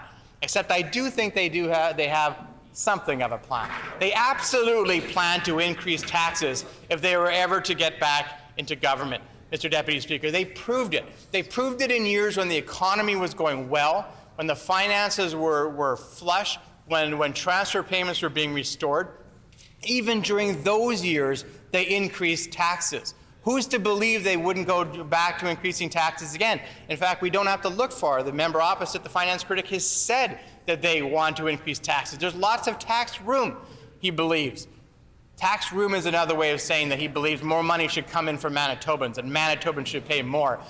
So that is their plan. Now, they might not want to talk about it right now, and they might try to couch it a little bit, Mr. Deputy Speaker, but we know that that has always been the NDP plan, and particularly at a time when Manitobans are hurting, when it hurts them to have to pay for the common things that we know every Manitoban has to pay for. They can't afford an NDP government who's going to come into government and look around and go, where can we get more money for Manitobans? Where can we take more money for Manitobans? And that's why one of the reasons they don't support this budget, because this budget will put money back into the hands of Manitobans, give them a little bit of relief when they need relief. It doesn't make them whole. It won't make all the inflationary pressures that we're having in Manitoba and in Canada when it comes to inflation. We're going to see, I'm sure, more increased interest rates. It's not going to solve all of those problems. But why wouldn't a provincial government want to do something and do something historic and try to put money back in the hands of Manitobans and try to stop an NDP government from taking that money out of the hands of Manitobans? So that's what we're doing, and that's why they're going to oppose it, Mr. Deputy Speaker. And we'll remind Manitobans, we'll remind them in a year and a half, of course, we'll be I guess out for election. I know everybody's looking forward to election time, and we will remind Manitobans about what the NDP is all about. And of course, they sit there now on the other side and they go, oh, well, that was many years ago. We don't have to look far. You know, the member for Fort Garry has put on the record many times how he feels about tax policies, put on the record many times that he's more than willing to take more money from Manitobans. He doesn't think that Manitobans pay enough. Well, it's never enough, of course, under the NDP. It's never enough. There's never enough money that they'll take out of the pockets of Manitobans, and particularly at this time. I would say almost at any time, but particularly at this time when Manitobans are struggling and Canadians are struggling, and they're concerned about their future. They're seeing record high housing prices. They know it's difficult for young generations to get into the housing market. They're not sure where this is all going with inflation. Those, of course, who remember inflation in the early 1980s and how significant it was and how it eroded the buying power of Canadians understand the damage of that. They understand the damage that then comes with record high inflation rates. Of course, we're nowhere near that right now. The prime rate is 1%, but as every time that interest rate increases, those who are leveraged against that interest rate are going to be paying more. And they don't need an NDP government or any other government to say, well, that's not enough, you should pay more on top of that. But even now, the finance critic says, I think Manitobans should pay more. It's never enough when it comes to the NDP. It's never enough. And I know that from sitting in opposition for too many years and watching budget after budget after budget after budget where the NDP acknowledged it wasn't enough. Now we're going to spread the PST to other products. Now we're going to try to go after these fees. Oh, you know, we're not taxing enough on propane. Let's charge more when people go to barbecue. There was never a fee or a service that the NDP couldn't find a way to tax more of it, Mr. Deputy Speaker. And they want to do it again. They absolutely want to do it again to Manitobans, but Manitobans will be reminded it's not the way to go. So this is a budget that does many things. I explained the things, of course, within my own constituency, but broadly it invests in healthcare, broadly it invests in education. It ensures that Manitobans get a little bit of tax relief. We see more money for the arts, very, very important for those within the arts community who provide so much vibrancy to our province. We see when it comes to community projects, announcements that were made today, more money for community projects. These are the things that the NDP are going to vote against next week. They're going to vote against those investments. They're going to vote against those things that are important. But primarily why they're going to vote against it is because they want to take more money out of the pockets of Manitobans, Mr. Deputy Speaker. And that's fine. You know, they're going to go and put that forward. That's what the NDP are. That's what they've always been. That's probably what they always will be. But we will remind Manitobans that this is not a time for them to go back to a place with the NDP to take more money because they can't afford it. They can't afford an NDP government, Mr. Deputy Speaker. I'm proud of this budget. I'm proud of the investments that it makes in the community that I represent.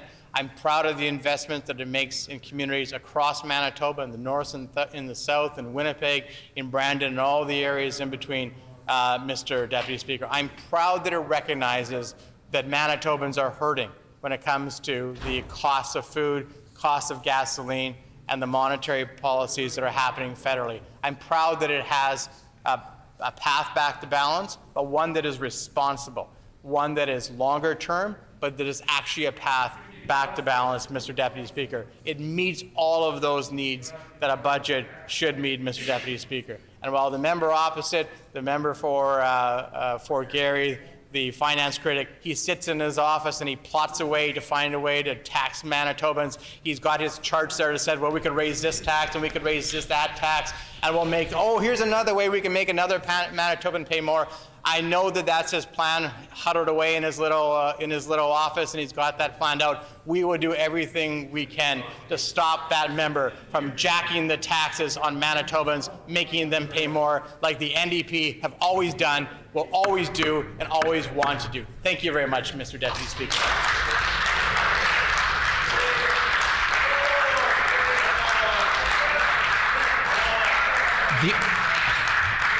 Order. The honourable member for St. James.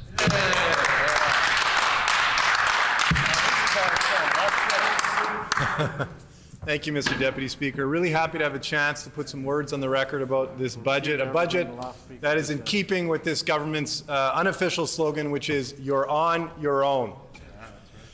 This budget confirms, I think, what a lot of Manitobans already knew, which is the new Premier and this government is completely and totally disconnected from the realities facing regular Manitobans. They're not listening, and we can just take a quick glance at the budget to see and confirm how disconnected this government really is. I know my colleagues and I, when we go out into public, and when I'm in St. James, either at community centers or people coming into my office, the number one thing we hear about is the concerns with our healthcare system and the state of our healthcare system here in Manitoba. Almost everybody in this chamber knows someone who's been impacted by the surgical test backlog. Almost everybody in this chamber knows someone who likely has been shipped across this province, or knows somebody who's been impacted by somebody being shipped across this province to get access to healthcare. Our personal care homes are in a disastrous state, underfunded, lack of staff. People are being impacted by that across this province. And we know, of course, that people are being impacted by huge underinvestment in our hospitals. And I think about the story that I heard from a nurse who works in my community about the realities she faced prior to this government coming into power, and how she had far more time to spend with patients, time to get to know them when she's working at the Deer Lodge Centre, time to spend quality time with them in the morning.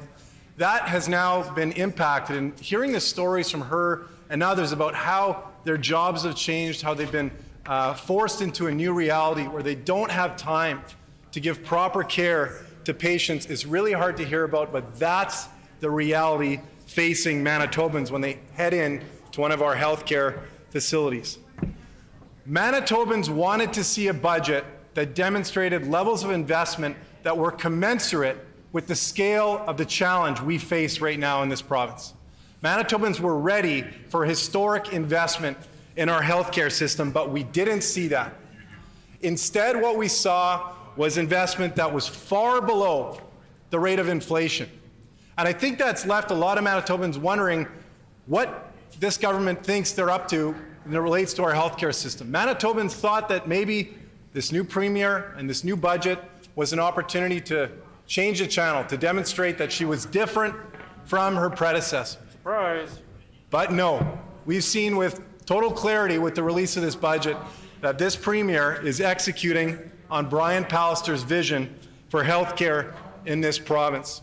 And you know, we've heard in this budget some announcements, I'll call them. They'll say they're commitments, but I think we know that they're really just announcements that would suggest they're going to make certain types of investments. But we know, we just recently revealed $50 million that they said they were going to be spending last year to deal with backlogs. Massive portion of that went unspent. No one trusts this government. No one trusts them when they say that they're going to be making an investment in our healthcare system, because they've proven time and time again that we can't trust them when they make an announcement about some type of investment or some promise that they're making to Manitobans. Another huge concern that we're seeing that this government has failed to speak to in this budget is the fact that they're clearly intent on increasing the role of private service providers in healthcare here in Manitoba. That's a massive concern for the average Manitoban. And I know just yesterday we heard our Premier confirm that it doesn't matter how we deliver healthcare in this province. According to her and according to this PC government, it's just as well if we provide it through private means. That sends chills down the spines of Manitobans when they hear that. We know what that means. That means that the bigger your bank account, the better your access to health care. And that's not a health care system that Manitobans should be faced with in this province. All Manitobans deserve to quality care, equal access to care, regardless of how much money they have. And this government is trying to steal that away, and we can very clearly see that their intent on increasing the role of private service providers in our healthcare system instead of investing in our public system to create and ensure that we have adequate supports when we need them, where we need them. That's wrong. We should not be going down the path of privatization. We need to firm up our public healthcare system. Manitobans should feel confident that when they go to the hospital, they're not going to be shipped across the province for care. They should feel confident that if they need a test or a surgery, that they're going to get it within a reasonable amount of time. They should feel confident that if they go to one of our hospitals, that they're not going to be left in a hallway for 5 days on end waiting for a room. And they should know if they go for basic care or if they end up in a personal care home, that they're going to get the care they need. Or if a family member sends someone to a personal care home, that they're going to get the supports they need. The cuts that have been made to our healthcare system by this government put people at risk. It puts the health of Manitobans at increased risk, and the cuts that have been made by this government over the last 6 years and their failure to invest in this budget will be felt for years and years to come. It's putting Manitobans' health at risk, and this has to change, and this budget continues their work of underfunding health care in this province. I want to speak, Mr. Deputy Speaker, a bit about the affordability crisis that's being faced by Manitobans in this province. We all hear it, and we know inflation is rampant right now. Just today, I think they updated the newest numbers. We're now north of 6%. We can expect that inflation is here to stay for the foreseeable future. And just like probably everyone else in this chamber, I've heard from a lot of constituents about the challenges that they're facing in affording their basic cost of life. It's not just impacting the lowest income Manitobans, it's impacting all Manitobans. And Manitobans have a right to expect that they would have a provincial government that would care enough to take action to help them during this period, during this challenging period. But instead, we've seen the opposite from this government. We've seen no commitment to keeping hydro rates low. Instead, they bring forward a bill that guarantees much higher hydro rates for years to come, and in fact, moves rate setting from an independently managed process over to the cabinet table. That's wrong, Mr. Deputy Speaker, and that's going to result in higher rates the Manitobans need to pay for hydro. They're going in the wrong direction, making life more expensive. We also know that they're not helping to keep MPI rates low. Instead, they're taking dollars that should be used to help reduce our rates, and they're using those to cover core government costs. Another example of this government failing to think out of the box to help keep our costs low. University tuition going up and up and up. What are they doing in an affordability crisis? They're contributing to making it worse by allowing those costs to continue to grow. And our out-of-control, above-guideline rent increase issue continues to be an issue. This budget was an opportunity for this government to show Manitobans that they cared, that they're listening to their concerns, and that they understand what is driving our housing affordability crisis in this province. Did we see that? No, Mr. Deputy Speaker, we did not. Instead, this government has resigned Manitobans to continuing to face huge above-guideline rent increases when we need to do what we can to help keep rental rates affordable in this province. We've also seen that this budget locks in a $175 tax increase that this government imposed on Manitoban renters. That is shameful, Mr. Deputy Speaker. It's absolutely shameful. And of course, we know what they've done. They've locked in that tax increase from last year, where they reduced that benefit from $700 benefit to $525. Manitobans were angry about that, rightfully. Renters were upset about that. And what did they do? They locked it in, and they tried to sell it as a benefit. So now Manitoban renters are being told that this is actually a good thing. We're giving a $525 tax credit here, when this is actually the end result of a $175 tax increase. And let's think about who those renters are. Those are our seniors. Those are people on fixed incomes. Those are people with disabilities. Those are the people that are going to pay for this government's lack of concern over the challenges that they're facing right now. That is shameful, and it shows just how disconnected this government is from the needs of everyday Manitobans. No minimum wage increase, or sorry, a 40-cent minimum wage increase on the horizon. Again, this government has failed to commit to a living wage in this province. EIA rates they're not even poverty level. It's hard to describe how low they are. It's a $195 basic living allowance for a single person on EIA. Think about what that means, Mr. Deputy Speaker, in a given month, trying to survive on $195. I challenge every single member on the other side of the aisle to try to live 1 month on $195. And we know that this government doesn't care about people on EIA. We know that they don't care about the challenges people are facing in poverty in this province. They're not doing anything to help lift those people out of these situations. Instead, they're allowing them to languish with a $195 benefit that hasn't been indexed to inflation. And this budget proves their intent on doing nothing about this. Manitobans need help. Their costs of living are out of control. This government can act. There are things they can do, but they're failing to do it, and that's a shame, and it speaks to their total disconnectedness from where Manitobans are at. I'm running low on time, or time's running out quickly here. I want to speak a bit about climate. This, for me, was one of the main reasons I wanted to sign up for this job, Mr. Deputy Speaker. And when I think about why I'm here, I think about my kids. I think about the future we're leaving for our kids in this province and everywhere, not only in Manitoba, in Canada, and abroad. We're seeing the warnings from the IPCC, and we know what's coming. And we know we need to act because we have a responsibility to future generations. Again, not just in this province, but elsewhere across this country and the planet.